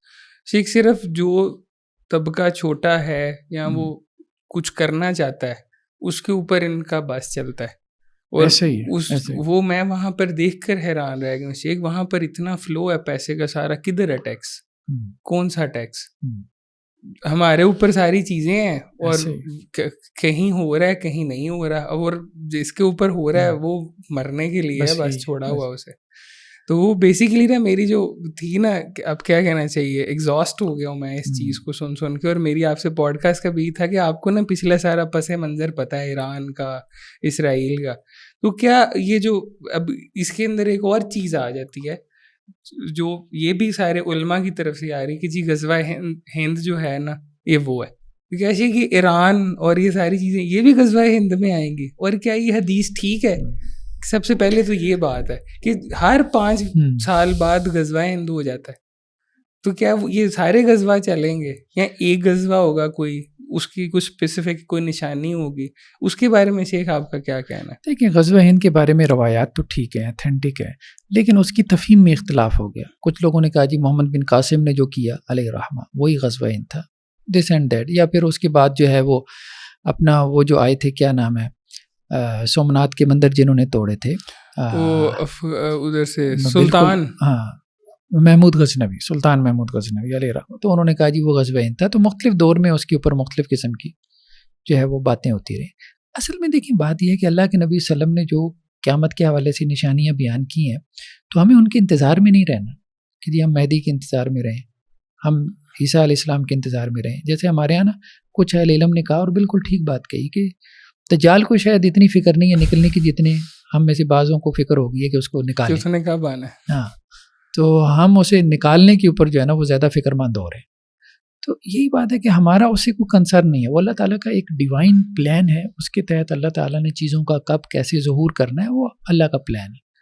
ٹھیک ہے, ہمیں تو اپنی ایفرٹ کرنی ہے نا, ہمیں اپنی ایفرٹ کرنی ہے, تو ہم اپنی ایفرٹ کے اوپر توجہ نہیں دے رہے کہ ہم نے کچھ بننا ہے. تو ان چیزوں کے اوپر غزوہ ہند کا اطلاق کرنا یہ میرے خیال میں مناسب نہیں, نہ تو ایران اسرائیل جنگ کے اوپر, نہ جو ہے وہ پاک انڈیا وار کے اوپر. بس آپ اپنی صلاحیت کو امپروو کریں, بہتر بنائیں. ٹھیک ہے, یہ جو ابھی آپ نے چائنا سے طیارے لینے کی بات کی ہے, چلو ٹھیک ہے آپ اسے طیارے لے لیں جو اسٹیلتھ ٹیکنالوجی ہے, لیکن بات یہ ہے کہ اس کو خود اپنے گھر میں جو ہے وہ بنانے کی کوشش کریں. جیسے آلریڈی آپ بنا بھی رہے ہیں میرے خیال میں وہ جو دوسرے طیارے ہیں. تو یہ ضرورت ہے کہ ہم اپنے آپ کو, خاص طور پہ ہماری میزائل ٹیکنالوجی, ابھی ایران اسرائیل وار کے اندر یہ بات سامنے آئی ہے کہ اصل میں جو آپ کی میزائل ٹیکنالوجی ہے وہی آگے چلے گی, وہی آگے چلے گی. کیونکہ وہ دیکھیں وہ اپنے گھر بیٹھا ہے, وہ اپنے گھر بیٹھا ہے, تو نہ کوئی بندوق یوز ہوئی, نہ کچھ اور ٹینک یوز ہوا تو وہ آپ کا میزائل. اور ایران کو اس لحاظ سے اپریشیٹ کرنا چاہیے کہ اس نے اپنی میزائل ٹیکنالوجی پہ زیادہ فوکس کیا. ٹھیک ہے, زیادہ فوکس کیا. اب ہمارے ہاں زیادہ فوکس شاید نہیں ہے, کیونکہ ہمارا جو میکسیمم ہے نا وہ جو شاہین, اس کے بارے میں کہا جاتا ہے 2700 کلومیٹرز اس کی رینج ہے. اب اسرائیل تو اس سے باہر ہے. اب آپ تو صرف انڈیا کی رینج پہ بیٹھے ہو, امریکہ آپ کے اوپر میزائل مار دے آپ کیا کرو گے؟ سیدھی سی بات, اسرائیل آپ کے اوپر میزائل مار دے تو آپ کیا کرو گے؟ آپ کے پاس بین البراعظمی میزائل ہونے چاہیے جو دوسرے بر اعظم تک پہنچتے ہوں, تبھی آپ کا ڈیٹرنٹ ہوگا نا, تبھی آپ بچ پاؤ گے. اب آپ یہ چیزیں سوچو نہیں, اور آپ ایک لوکل سطح پہ جی انڈیا کے ساتھ ہم پورے پڑ جائیں گے یہ سوچ کے بیٹھ جاؤ. ٹھیک ہے, تو اسرائیل جو ہے اس کا تو چلیں وہ ایران پہ داؤ نہیں چلا. جی. اور ایران نے تو میزائل کا سٹاک بہت رکھا تھا, پتہ نہیں ہمارے پاس اتنا ہے بھی کہ نہیں. مطلب یہ ہے کہ وہ 50 پھینکتے تھے 2-4 گر جاتے تھے. اب ہمارے پاس پتہ نہیں اتنا ہے بھی کہ نہیں کہ ہم 50 پھینک کے کہیں کہ جی 2-4 گر جائیں گے. ٹھیک ہے, تو ہم پہلے جو ہے وہ اگر 50 رکھ کے بیٹھے ہیں تو ہم کیا کریں گے؟ ہاتھ پہ ہاتھ دھرے بیٹھ کے رہ جائیں گے, تو وہ تو ہم مقابلہ نہیں کر پائیں گے نا. تو یا تو میزائل کا نمبرز بڑھائیں, یا پھر یہ ہے کہ ان کی رینج بڑھائیں. یہ بہت ضروری ہو گیا ہے, یہ بہت ضروری ہو گیا اگر ہم دنیا میں باقی رہنا چاہتے ہیں. لیکن بات پھر وہی ہے کہ ہماری حکومتیں جو ہے نا وہ بس اب صرف لوکل حد تک سوچتی ہیں, لوکل حد تک سوچتی ہیں. نظریاتی ریاست لوکل حد تک نہیں سوچتی. آج ایک آپ کا دشمن نہیں ہے, کل آپ کا دشمن ہو سکتا ہے, بلکہ آج بھی ہے. سیدھی سی بات ہے, آج بھی ہے, آپ اس کو سمجھ نہیں رہے نا. وہی جو پرویز مشرف نے کہا تھا, یہ حامد میر صاحب کا میں نے بیان سنا تھا کہ جی پرویز مشرف جو ہے اس نے ڈاکٹر عبد القدیر خان کو کہا تھا, اور وہ ڈاکٹر عبد القدیر خان صاحب نے خود اس کو بتایا حامد میر کو کہ اس نے مجھے کہا تھا کہ آپ یہ اتنے لمبی جو ہے وہ مطلب رینج کی میزائل بنا رہے ہیں جیسے 5000 رینج کے ہوتے ہیں, تو آپ کیا اسرائیل کو ٹارگٹ کرنا چاہتے ہیں؟ تو اس نے بند کروا دیا. تو ہمارے یہاں یہ ہے کہ حکومتیں جو ہے وہ یہ نہیں چاہتی. تو اللہ تعالیٰ ہدایت دے، یہی کہا چلیں جا اینڈ سکتا آف ہے۔ ٹائمس کی اب آپ نے جس طرح بات کی کہ وہ مہدی ہیں یہ، شیخ آپ کو لگتا ہے یہ جو کنفلکٹ ہے جتنے فرقے بنے ہوئے ہیں، کیونکہ فرقے کی بنیاد کے اوپر ہی ایران کو برا یا اچھا کہا جا رہا ہے نا، تو کیا شیخ امام مہدی کے آنے سے فرقے ختم ہوں گے؟ ہمیں کوئی ایسی حدیث سے کوئی چیز ملتی ہے کہ ان کی جو گروہ ہوگا جو ان کے ساتھ ملے گا وہ رائٹ پر ہوگا، باقی سب رانگ پر ہوں گے، یا اس میں بھی فرقوں میں اختلاف تو صحیح جائز دیکھیں ٹھیک بات یہ ہوئے آتی گی؟ ہے کہ مہدی کے حوالے سے جو ہمارے سنی مصادر میں، ایک تو وہ ہے نا جو شیعہ مصادر میں، وہ تو دیکھیں سمجھ سی بالا تر چیزیں۔ سب سے بڑی بات تو یہ کہ 1150 سال سے آپ نے مہدی جو ہے ان کو زندہ رکھا ہوا ہے اور غائب رکھا ہوا ہے، ٹھیک ہے، کہ وہ کوئی رہنمائی نہیں کر رہے اور دنیا میں بھی موجود ہیں، ٹھیک ہے، اور اپنا رول پلے نہیں کر یہ رہے۔ وہ دجال ٹائپ سین ہی ہے، کیونکہ دجال کو اگر دیکھا تھا ایک صحابہ نے تو وہ ہاں، تو وہ یہی کہتے ہیں کہ وہ دجال جو ہے وہ ایک جزیرے کے اوپر ہے۔ جی جی تو خیر کہنے کا مقصد یہ ہے کہ جو سنی مصادر کے اندر ہے نا، تو اس میں ایسا نہیں ہے کہ جی جو ہے وہ مہدی بیسیکلی ایک پولیٹیکل لیڈر ہے۔ حضرت عیسیٰ علیہ السلام کا معاملہ تو یہ ہے نا کہ وہاں کہ وہ نبی ہیں، تو مہدی کا تو یہ معاملہ نہیں ہے، کوئی انوسینٹ پرسنالٹی تو نہیں ہے۔ تو مہدی کے حوالے سے جو ہمارے مصادر میں روایات ہیں نا، تو اس میں یہی ہے کہ مہدی کے حق میں بھی کچھ لوگ ہوں گے اور مہدی کے خلاف بھی ایک لشکر اٹھے گا جس کے دھنسنے کا ذکر ہے روایتوں میں۔ وہ جو بیدا کے مقام پر وہ تو صحیح، اس سے ہمیں پتہ چلے گا کہ مہدی یہی ہیں، ہاں صحیح یہی والے یہی ہیں۔ تو اس کا مطلب یہ ہے کہ اس کے خلاف تو لوگ ہوں گے نا، اس کے خلاف تو لیکن لوگ وہ لڑیں جب گے۔ دھنسے گے تو ختم نہیں، ہاں وہ پھر ختم ہو جائیں گے نا، وہ ایک بات علیحدہ ہے، لیکن شروع میں تو ایک ڈسپیوٹ ہوگا نا، یعنی پہلے دن سے تو لوگ مہدی کو نہیں پہچانتے ہوں گے، نہیں پہچانتے۔ لیکن یہ ہے کہ اوور آل ان کے اوپر کنسنسس ہو جائے گا، ان کی پولیٹیکل لیڈرشپ کے اوپر کنسنسس ہو جائے گا۔ ایک حدیث کے مطابق سے 70,000 یہودی نکلیں گے اصفہان کے علاقے سے۔ یہ حدیث کیونکہ دو صحیح کتابوں میں نہیں ہے، مسلم اور بخاری، تو اس کے اوپر آپ ہی کا میں نے سنا تھا کہ اس کے اوپر ہم ڈیبیٹ کر سکتے ہیں، اسے صحیح بھی مان سکتے ہیں، اسے غلط بھی مان سکتے ہیں، ڈیبیٹیبل ہے۔ لیکن کیسی کہ 70,000 یہودی جو یہاں سے نکلے گا، تو کیا یہ یہودی اس جگہ کو کانکر کر لیں گے؟ جس طرح قسطنطنیہ کو کیا کانکر کر لیا جائے گا؟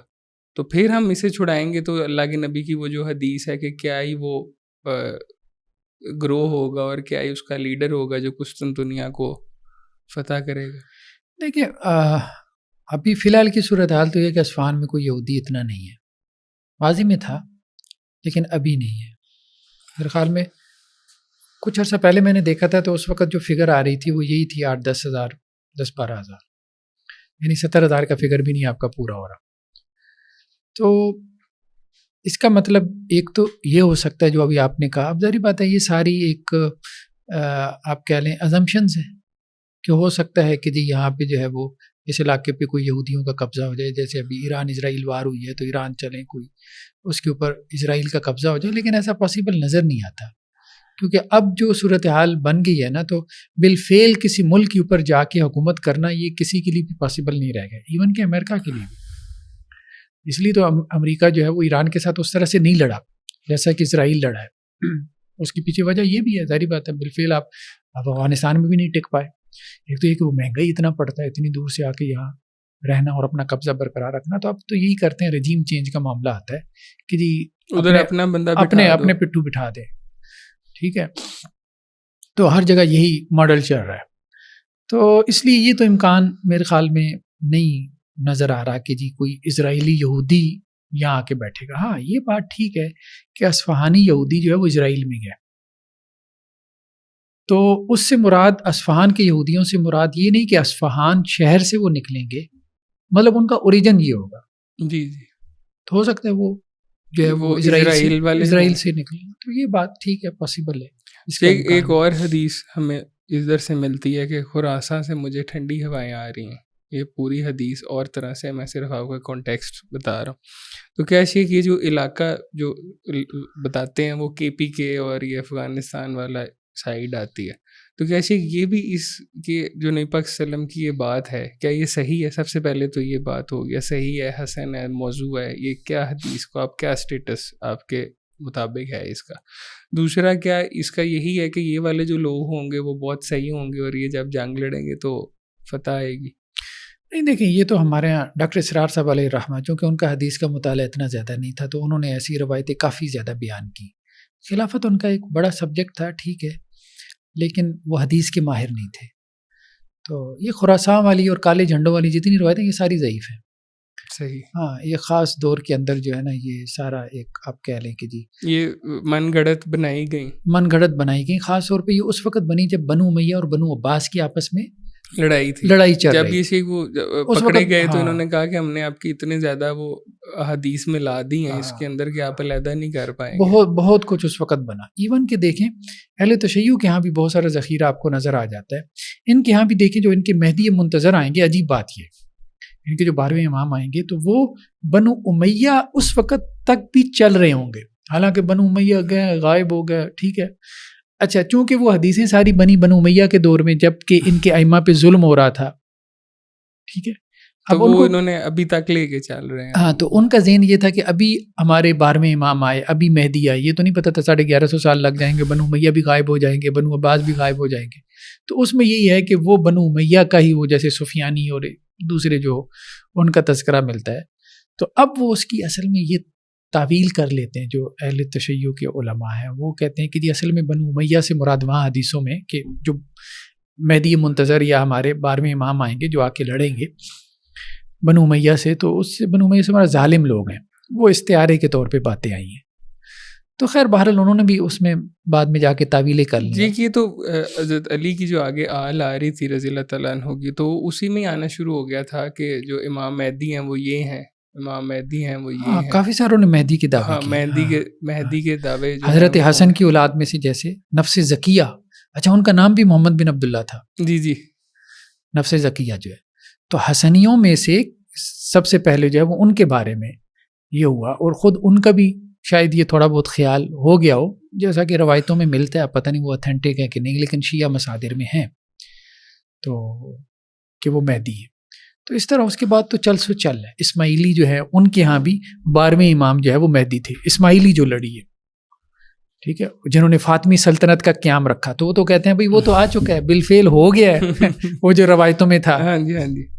ٹھیک، اس کو انشاءاللہ اب ریپ اپ کرتے ہیں. آپ سے ایک فائنل اور ایک بیسک سا کوشچن ہے جو ہر سنی کے بھی آ سکتا ہے ذہن میں، اور ایک عام بندہ جو اس چیز کو اتنا پریکٹس نہیں کرتا ریلیجن کو، اس کے ذہن میں بھی اکثر آتا ہے. کیا ہم شیعہ کے ساتھ عام حالات میں بیٹھ سکتے ہیں؟ ایک فرینڈلی ڈسکشن اور ہے شیخ، ایک چینل کے اوپر بیٹھنا، ان کے ساتھ بات چیت کرنی، یا ان جو آپ کے ٹاپکس آپس میں ملتے ہیں ان کے ساتھ بات چیت، یہ کیا ٹھیک بات ہے شیخ؟ کیونکہ میں نے یہ بات سنی ہے کہ جب آپ کسی ایسے بندے کے ساتھ بیٹھتے ہیں جو بدعت کرتا ہے یا بدعت کو ٹھیک سمجھتا ہے، تو لوگ پھر آپ کے چینل کے تھرو ان کو بھی فالو کرنا شروع کر دیتے ہیں، اور اس سے عین ممکن ہے کہ جو لوگ سن رہے ہیں وہ بھی بدعت کی طرف جانا شروع ہو جائے. تو کیا چاہیے کہ اس کے اندر دونوں رائے کے اندر پرسنل بیٹھنا، اور اس سے پہلے تو یہ سوال پیدا ہوتا ہے نا. اب دیکھیں جیسے آپ کے ہاں ٹیلی ویژن چینل کے اوپر کیا ایسا نہیں ہے کہ وہاں اہل حدیث، دیوبندی، بریلوی، یہ سارے علماء بیٹھتے ہیں؟ عامر لیاقت صاحب جو ہے وہ پروگرام کرتے رہے، ٹھیک ہے. ابھی تک ہوتا ہے ہاں ابھی تک بھی ہوتا ہے. وہ شیخ ہے نا کراچی کے جو آپ کے ہاں جی، خلیل الرحمان صاحب، قاری تو قاری خلیل الرحمان صاحب کو آپ کیوں نہیں کہتے کہ وہ بتیوں کے ساتھ بیٹھ رہے؟ کیوں نہیں کہتے آپ؟ ٹھیک ہے، وہ کہتے ہیں ان کا پرپس ٹھیک کرنا ہے، اپنے چینل پہ تھوڑی لانا ہے. تو اب ان کے چینل پہ جا کے آپ بیٹھیں تو آپ سیکولر لوگوں کے ساتھ جا کے بیٹھتے ہیں، لبرل لوگوں کے ساتھ آپ جا کے بیٹھتے ہیں. پتہ نہیں، مجھے تو سمجھ نہیں آتی کہ یہ سوچ کہاں سے پیدا ہو جاتی ہے. جب آپ مضبوط ہیں، آپ نے ان کی ہاں میں ہاں نہیں ملانی، آپ نے اپنی رائے کا اظہار کرنا ہے، ٹھیک ہے، تو پھر یہ بحث پتہ نہیں کہاں سے آ گئی. یہ خواہ مخواہ کی اب آپ کہہ لیں کہ جی ایک تفریقہ پیدا کرنے والی ایک چھوٹی سوچ ہے، اور یہ سوچ زیادہ پنپ نہیں سکتی، اپنے آپ میں مر جائے گی. مطلب لوگ اب اس کو کوئی ویلیو ہی نہیں دیں گے. آپ کا کیا خیال ہے کہ لوگ اس کو کوئی ویلیو نہیں دیتے، اس کو سوچتی نہیں، اس کو سنتی نہیں. اچھا، مجھے تو زیادہ تر ایسی سوچ جو ہے نا، وہ ابھی آپ کہہ رہے تھے، چونکہ ہو سکتا ہے آپ کے اس سرکل میں ایسے لوگ ہوں، ٹھیک ہے. میں تو جب کسی ایسے کو دیکھتا ہوں، صحیح بات ہے، میں نہیں، کئی لوگوں کو میں نے دیکھا وہ بلاک کر دیتے ہیں. مجھے تو کبھی ان کی کوئی نہ کوئی پوسٹ نظر آتی ہے. ظاہری بات ہے وہ ایک ایسا طبقہ ہے کہ وہ اپنے آپ میں مگن ہے. وہ جیسے وہ خلیل الرحمان صاحب کہتے تھے نا کہ جی 35-36 عورتیں جو پلے کارڈ لے کے جو ہے وہ فیمنزم کے حق میں جو ہے وہ احتجاج کر رہی ہوتی ہیں، تو 35-36 افراد ہیں، اس سے زیادہ ان کی وقت نہیں ہے، ٹھیک ہے. تو سوسائٹی میں ان کا کوئی امپیکٹ بھی نہیں ہے. وہ 35-36 لوگ جو ہے وہ بات کرتے ہیں، لوگ سمجھتے ہیں وہ ایک بڑا ایک تنگ سرکل میں رہتے ہیں، اسی میں ہی آپس میں بات چیت کرتے ہیں. ان کو کوئی جانتا بھی نہیں ہے، مجھے بتائیں، نہ ان کی کوئی ویلیو ہے سوسائٹی کے اندر، اور نہ وہ کوئی ایسی فکر ہے جو سوسائٹی میں آگے پروان چڑھ سکے. اچھا، وہ خود بھی اس کے اگینسٹ کھڑے ہوں گے. بہت سارے معاملات میں آپ دیکھیں گے ان کی اپنی پرسنل لائف میں، تو وہ پاسبل ہی نہیں ہے، ممکن ہی نہیں ہے.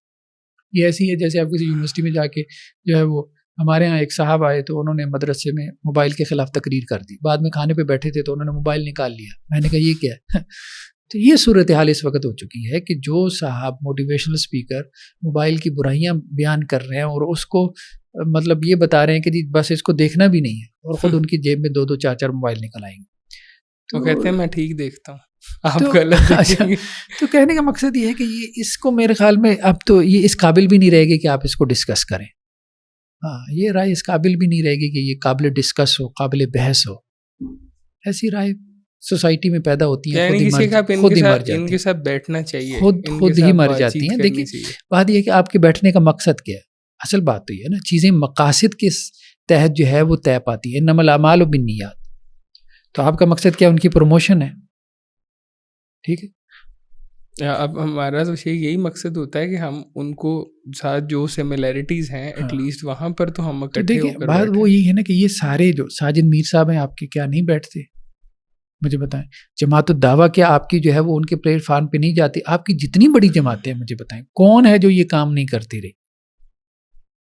یہ اب اہل حدیثوں کی بات کا ہے، اہل حدیثوں کے اندر جتنی جماعتیں ہیں وہ ساری یہی کام کر رہے ہیں اور کرتی چلی آ رہی ہیں. تو یہ دیوبندی اور اہل حدیث کے اندر بھی یہ کافی زیادہ آپس میں کلیبز اور یہ ساری چیزیں. پہلی جو جمعیت تھی پاکستان کی، جمعیت اہل حدیث پاکستان، ٹھیک ہے، تو جو احسان لہی ظہیر صاحب نے بنائی تھی شہید. نہیں، اس سے پہلے جو مطلب یہ غزنوی خاندان کے جو جی بڑے بڑے علماء تھے، ٹھیک ہے. مولانا داؤد غزنوی جو ہے وہ اس کے صدر تھے نا، اور مولانا اسماعیل سلفی اس کے پھر آگے ناظم اعلیٰ رہے. تو اب مولانا داؤد غزنوی کی آپ سوانح اٹھا کے دیکھ لیں، ٹھیک ہے. ان کے گھر میں اجلاسات ہوتے تھے جس میں شیعہ، بریلوی، دیوبندی، اہل حدیث علماء شریک ہوتے تھے، اور وہ مشترکات کے لیے تحریک چلائی انہوں نے. حالانکہ دیکھیں اہل حدیث منارٹی میں تھے، یہ ان کا دیکھیں، اور پولیٹیکلی اثر و رسوخ دیکھیں. اب آپ سمجھ رہے ہیں جی کہ ایک بندہ منارٹی میں ہے. اس وقت کی بات جب پاکستان قائم ہوا تھا تو اس وقت ہماری کیا تعداد چند تھے، ابھی بھی ہم بڑی تعداد میں نہیں ہیں، ٹھیک ہے. اور جو ہے وہ ہم لیڈر ہوں سیاسی اعتبار سے، ٹھیک ہے، کہ یہاں پہ ہماری جو ہے وہ لیڈرشپ کے اندر تحریکیں چل رہی ہوں پاکستان میں، جو ہے کہ اس کا آئین جو ہے وہ اسلامی ہونا چاہیے، اور اس میں جو ہے وہ ختم نبوت کے حوالے سے جو ہے وہ یہ سب کچھ ہونا چاہیے. تو یہ ظاہری بات ہے، یہ کنٹریبیوشن اس وقت کے علماء جو ہے یہ سوچتے تھے. تو وہ سارے اسٹیک ہولڈرز ملیں گے تو کوئی کام ہوگا نا. آپ تو کچھ بھی نہیں ہے بھائی، آپ تو ایک مسجد کے امام ہیں. تو پاکستان تو ایک مسجد نہیں ہے. تو اگر آپ پاکستان کے لیول پہ کوئی کام کرنا چاہتے ہیں تو آپ کیا یہ سمجھتے ہیں کہ آپ صرف اکیلے کر لیں گے؟ آپ تو اکیلے ایک سیٹ بھی نہیں لے سکتے. مطلب ایک سیٹ بھی وہ نون لیگ کی وجہ سے مل جاتی ہے نا سینیٹ کی، ورنہ کیا آپ لے سکتے ہیں؟ اور اب ہو سکتا ہے وہ بھی نہ ملے، کیونکہ وہ تو اللہ تعالیٰ کے پاس چلے گئے ہیں ساجد میر صاحب. تو نہیں، وہ خیر ان کو مل گئی حافظ عبد الکریم صاحب کو. تو کہنے کا مقصد یہ ہے کہ یہ ہے کہ جب آپ نے ایک بڑے لیول پہ کام کرنا، جب آپ کی سوچ ہی مسجد کے لیول کی ہے، محلے کی لیول کی ہے، ٹھیک ہے، تو اتنی چھوٹی سوچ کے ساتھ تو پھر آپ کو فرق نہیں پڑتا کہ آپ کسی کے ساتھ بیٹھتے ہیں کہ نہیں بیٹھتے. اس کے اندر یہ بھی تو چیز آتی ہے کہ اللہ کے نبی صلی اللہ علیہ وسلم کی اگر ہم سیرت کا مطالعہ کریں تو جو مدینہ میں جا کے جتنی چیز بنائی گئی ہے وہ ساری یہود کے ساتھ مل کر ہی بنائی گئی ہے. سارے ان کے ساتھ جائنٹ ڈیفنس کا معاہدہ ہوا تھا مدینہ کے، جائنٹ ڈیفنس کا یہود کے ساتھ. ہاں جی، ساتھ باقی بھی اکثر جگہوں پہ معاہدے تھے، ٹریڈ تھا، ساری چیز. میں اس کا مقصد یہ نہیں ہے میں کہہ رہا کہ یہودیوں کا ساتھ دینا ابھی شروع کر دیں، لیکن میرا مین مقصد یہ ہے کہ اللہ کے نبی صلی اللہ علیہ وسلم یہود سے اگر معاہدہ کر رہے ہیں تو ہم ادھر کلمہ پڑھنے والے سے ہم اختلاف کری جاتے ہیں. روم اور ایران کی جنگ میں قرآن کی آیات نازل ہو گئی. روم اور ایران ہمارا اس سے کیا تعلق؟ مثال کے طور پہ اگر سوچا جائے، ایرانی مجوسی تھے، آتش پرست تھے، رومن کرسچینس تھے، آپس میں لڑ رہے ہیں جیسے رشیا اور امریکہ، ٹھیک ہے جی، رومن جیت گئے، مسلمان خوش ہو رہے ہیں، ایرانی جیت گئے، مشرق خوش ہو رہے ہیں. تو یعنی کسی اور ریاست، کافر ریاست کی جیت پہ خوشی منانا اس لیے کہ وہ نظریاتی اعتبار سے تھوڑا سا آپ کے قریب ہے، اس پہ قرآن نازل ہو رہا ہے. تو قرآن کی تو سوچ اتنی وسیع ہے، پتہ نہیں ہمارے ہاں اتنی محدود سوچ یہ پیدا کیسے ہو گئی. یہ اصل میں لوگ دماغ بند کر کے قرآن پڑھتے ہیں اور سیرت کا بھی مطالعہ نہیں کرتے، دماغ بند کر کے کرتے ہیں، رٹا زیادہ لگاتے ہیں، سمجھتے نہیں، پھر یہ سوچیں پیدا ہوتی ہے. اب اچھا ان کی کنٹریبیوشن بھی نہیں، سوسائٹی میں کوئی کنٹریبیوشن نہیں، یا تو آپ نے سوسائٹی میں کوئی بڑا امپیکٹ پیدا کیا ہو، چلے پھر تو ہم مانتے ہیں. امپیکٹ یہی ہے شیخ کہ ایک دوسرے کو کہتے ہیں یہ بندہ نہیں ٹھیک، یہ بندہ صحیح نہیں، اس کے پیچھے نماز نہیں ہوتی، آپ جی پریز کیا. جن لوگوں نے سوسائٹی میں امپیکٹ پیدا کیا ہے آپ کے علماء میں سے، تو وہ سارے وسیع و ظرف تھے، ان کا ذہن وسیع تھا، ذہن وسیع تھا، لوگوں کو لے کے چلنے والے لے کے. شیخ صاحب اگر آپ نے اپنا کوئی چیز امپلیمنٹ کرنی ہے، ضروری تھوڑی ہے کہ آپ نے سارے لوگوں کو اپنے وہ منہج پہ لے کر آ کے امپلیمنٹ کرنی ہے. اب جس طرح ہم اوور آل جب بات کر رہے تھے کہ چائنا کو بھی تو ہم نے اپنے ساتھ ملایا ہی ہوا ہے نا، تو اسی طرح آپ سارے لوگوں کو لے کر چلیں اور اپنا جو ہے وہ امپلیمنٹ کرتے جائیں. اچھا اس پہ کیوں نہیں بات ہوتی کہ جی چائنا جو ہے وہ اس کے ساتھ تعاون منہج کے خلاف؟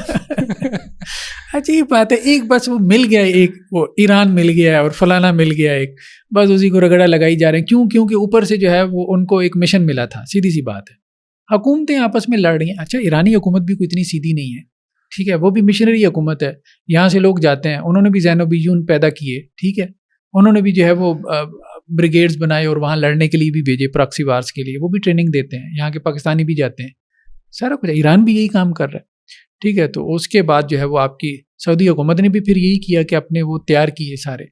اب وہ جو ایک تیار ہو گیا ایک طبقہ خاص طور پہ مدخلی اور گروپ کا جو ہے وہ، اب اس نے آگے پھر کافی زیادہ فساد برپا کیا. اب سعودی حکومت کو اس کی وجہ سے ضرورت بھی نہیں رہے گی، اب انہوں نے ان کو کھڈے لائن لگا دی ہے سائڈ پہ. لیکن اب وہ ایک طبقہ انڈیا میں بھی تیار ہو گیا، یہاں پہ بھی تیار ہو گیا، ٹھیک ہے. اب انہوں نے اہل بدعت کے بارے میں تو شاید کچھ کیا ہو یا نہ کیا ہو، لیکن اپنے لوگوں کو بدعتی بنانے میں انہوں نے کوئی کمی نہیں چھوڑی. مطلب اپنی اہل حدیث اور سلفی علماء کو، انڈیا میں بھی یہی سارا فساد برپا ہے، یہاں پہ بھی یہی سارا فساد برپا ہے. یعنی کل جو ہے ان کی متاع، ٹھیک ہے، یا کل جو کام خیر کا انہوں نے کوئی کیا ہے وہ یہ ہے کہ 4 جو اہل حدیث آلریڈی اہل حدیث تھے ان کو جو ہے وہ اہل حدیث مسلک سے فارغ کر کے جو ہے وہ 2 تغمے سجا لیے ہیں اپنے. ایک ہمارا آخری کوشچن ہے اور بہت ہی اہم کوشچن ہے کہ جو سعودیہ ہے وہ کیا اب کچھ چینج کرے گا اپنا؟ جس طرح پہلے یہ سوچتا ہے کہ مجھے امریکہ ڈیفینڈ کر دے گا، میں اسے پیسہ بھی دیتا ہوں، ہماری ٹیٹیز بھی سائن ہوتی ہیں، کیسے اب یہ اپنا کچھ بنانا شروع کریں گے یا آپ کو لگتا ہے نہیں کہ اوپر رلائے کریں گے؟ کیونکہ امریکہ ایک طرف سے تو کہتا ہے کہ میں آپ کے ساتھ ہوں اور دوسری طرف حملہ کر دیتا ہے. اب امریکہ کے مفاد میں ہے ایران کا صحیح رہنا، کیونکہ اگر اسے کل کو سعودیہ کو کچھ کروانا ہے تو وہ ایران سے ہاتھ میں لاؤ تو وہاں ہو جائے گا. تو کیا آپ کو لگتا ہے کہ سعودیہ بھی کچھ کرے گا اپنے لیے؟ دیکھیں عربوں کے نا کچھ مسائل ہیں، پازیٹیو باتیں بھی ہیں. دیکھیں پازیٹیو باتوں کو اپریشیٹ کرنا چاہیے، ہم ہمیشہ یہی کہتے ہیں. سعودی عرب کی پازیٹیو بات یہ ہے کہ عقیدہ توحید کے علم بردار ہے، ٹھیک ہے، یہ اس کی پازیٹیو بات ہے اور اس کو اپریشیٹ کرنا چاہیے. باقی جو ان کا معاملہ ہے پولیٹیکلی، تو دیکھیں ان کا پولیٹیکلی جو ہے نا، جو ان کا سٹانس ہے تو وہ کوئی اتنا اچھا نہیں ہے. اچھا ابھی جو محمد بن سلیمان کے آنے سے ایک چیز جو آئی ہے وہ یہ ہے کہ اپنی اکانومی کی طرف وہ توجہ دے رہے ہیں، یہ بھی ایک پازیٹیو چیز ہے. 230 کا جو ان کا 2030 کا جو ویژن ہے، بلکہ اس پہ ویب سائٹ بھی بنی ہے، وہ یہی ہے کہ ویژن 2025 تھا، ہاں پھر یہ 2030 ہو گیا، اب 2030 ہو گیا. تو اس میں یہی تھا ان کا کہ جی ہم آئل سے جو ہے وہ شفٹ کریں، مطلب اکانومی کو کسی اور چیز کے اوپر، کیونکہ اب ظاہری بات ہے کہ جی آئل کی جگہ نئی نئی ٹیکنالوجی آ رہی ہے. اب تو الیکٹرک گاڑیوں کی بات ہو رہی ہے، اور ہو سکتا ہے کہ جی یہ ٹیسلا وغیرہ معروف ہو جائے تو یہ آئل کا تو درمیان سے ویسے ہی کھاتا نکل جائے. تو وہ اپنی اکانومی کے حوالے سے ویژن رکھتا ہے، سوچتا ہے اس بات کو، یہ اس کی پازیٹیو بات. لیکن یہ کہ جی امت مسلمہ کے حوالے سے تو کوئی سوچ ہے ہی نہیں، ویژن ہے اس کے. بلکہ وہاں جو علماء، صحیح بات یہی ہے کہ جو حق کی بات کرنے والے ہیں، بولنے والے ہیں، وہ اکثر و بیشتر جیلوں میں ہیں. تو اب امریکی اڈے خاص طور پہ، جب امریکی اڈے بنے ہیں مڈل ایسٹ کے اندر، سب سے بڑا اڈا تو قطر کے اندر ہے، لیکن سعودی عرب میں بھی ہے، بحرین میں بھی ہے، کویت میں بھی ہے، عراق میں بھی ہے، سیریا میں بھی ہے، کوئی ملک تو ہے کوئی نہیں جہاں خاص طور پہ عرب تو ایک طرح سے کالونیاں ویسے ہم نے بھی اڈے دیے. مطلب لوگ وہ نیچے کمنٹ کرتے ہیں نا کہ عربوں کو بھی برا بھلا کہتے ہیں، ہم نے بھی اڈے دیے، غلط کیا، ظاہری بات ہے. افغانستان پہ جو ہے وہ جی جب مشرف کے دور میں ہمارا ڈالر اوپر ہی نہیں جاتا ہے، تو یہ غلط کیا، بالکل غلط کیا ہم نے بھی غلط کیا، انہوں نے بھی غلط کیا. نہیں دینے چاہیے، سیدھی سی بات ہے، امریکیوں کو اڈے نہیں دینے چاہیے. اور وہاں پہ بھی جن علماء نے کرٹیسائز کیا تو انہوں نے ان کو اندر کر دیا، ٹھیک ہے، تو وہ جیلوں کے اندر ہے. تو یہ سارا معاملہ اس وقت سے چلا تھا. اچھا، یہ جو مدخلیت پیدا ہوئی تھی نا، یہ اسی وقت پیدا ہوئی تھی. اس وقت علماء کے جو ہے وہ 3 گروپ بن گئے جب امریکیوں کو اڈے دیے نا انہوں نے. ایک گروپ تھا جو تنقید کرتا تھا، صحیح. دوسرا یہ کہتا تھا کہ یار یہ والے کام نہ کرو، ٹھیک نہیں. ہاں، امریکیوں کو اڈے نہ دو، اور وہ بالکل ٹھیک کہتے تھے، وہی تو تھے جو حق بات کرنے والے تھے. دوسرے جو تھے نا، وہ جو تھے وہ خاموش تھے، مطلب اپنی رائے کا اظہار نہیں کرتے تھے. وہ یہ کہتے تھے کہ جی اس سے فتنہ فساد کھڑا ہو جائے گا. اب جیسے وہ عرب سپرنگ ہوا، عرب سپرنگ بعض ممالک سے سنبھالا بھی نہیں گیا، ٹھیک ہے. اب جیسے سیریا میں، اب تو خیر سیریا میں اللہ نے ایک شر سے خیر پیدا کر دیا، چلیں، تو کہیں کہیں وہ اب نہیں بھی سنبھالا گیا. یمن کے اندر بھی، لیبیا کے اندر بھی نہیں سنبھالا گیا، 3 حکومتیں بن گئی. تو اب یہاں پہ یہ ایک معاملہ ہوا کہ کچھ لوگوں نے، علماء نے یہ بات کہی. اچھا، یہ جو تھا نا مدخلی گروپ، اچھا انہوں نے تو کہا، ان دونوں نے کہا بھئی یہ اجتہادی مسئلہ ہے. ان دونوں نے یہ کہا کہ یہ اجتہادی مسئلہ ہے، بھلے آپ کرٹیسائز کرو، بھلے آپ خاموش رہو، ٹھیک ہے، دونوں کے پاس اپنی دلیل ہے. تو انہوں نے یہ بات کہی کہ انہوں نے کہا نہیں، یہ جو کرٹیسائز کر رہے ہیں نا، تو ان کا منہج ہی غلط ہے. حالانکہ تھے وہ بھی سلفی، یہ بھی سلفی، سعودی تھے، ساری مقامی لوگ تھے. تو یہ پھر آہستہ آہستہ یہ پرو جو ہے وہ گورنمنٹ، یہ طبقہ بنا مدخلی، اور پھر اس نے کہا کہ جو گورنمنٹ کر رہی ٹھیک کر رہی ہے، ہم اس کے خلاف نہیں جا سکتے، اس کے خلاف نہیں جا سکتے. جزاک اللہ خیر شیخ، آپ کا بہت شکریہ. آپ کے انسائٹ سے بڑی چیزیں کلیئر ہوئی ہیں ہماری. اور اب یہ نا ایک سیدھی صاف بات ہے کہ اپنا ویژن، اپنی سوچ کھول کر زندگی گزارنے سے ہی آپ کو فائدہ ہے. اگر آپ اپنی سوچ کو ایک کنویں کا مینڈک بنا لیں گے تو آپ وہیں پر ہی رہ جائیں گے، کبھی زندگی میں ترقی نہیں کر سکتے. اور اللہ تعالیٰ نے خود کہا ہوا ہے کہ آپ ادھر اپنے جو ہے نماز پڑھیں، اور دنیا سے جو باؤنٹی ملتی ہے آپ کی، اسے آپ ضرور ڈھونڈیں. باقی کسی کے ساتھ بیٹھنے کا مطلب یہ نہیں ہے کہ آپ اس کے بلیف کے ساتھ ایگری کر رہے ہیں. یہ باتیں تو اب آپ کو سمجھنی چاہیے نا. میں فلانے کے ساتھ بیٹھ گیا، اب اس کا مطلب یہ ہے کہ میں اس کے عقائد ماننا شروع ہو گیا، یا میں اس کو پروموٹ کرنا شروع ہو گیا. ٹھیک ہے، ہمارے درمیان کو کامن گراؤنڈ ہو سکتی ہے جس کے اوپر ہم بیٹھ سکتے ہیں. شیخ صاحب، بات کرنے سے نا بات ختم ہی ہوتی ہے.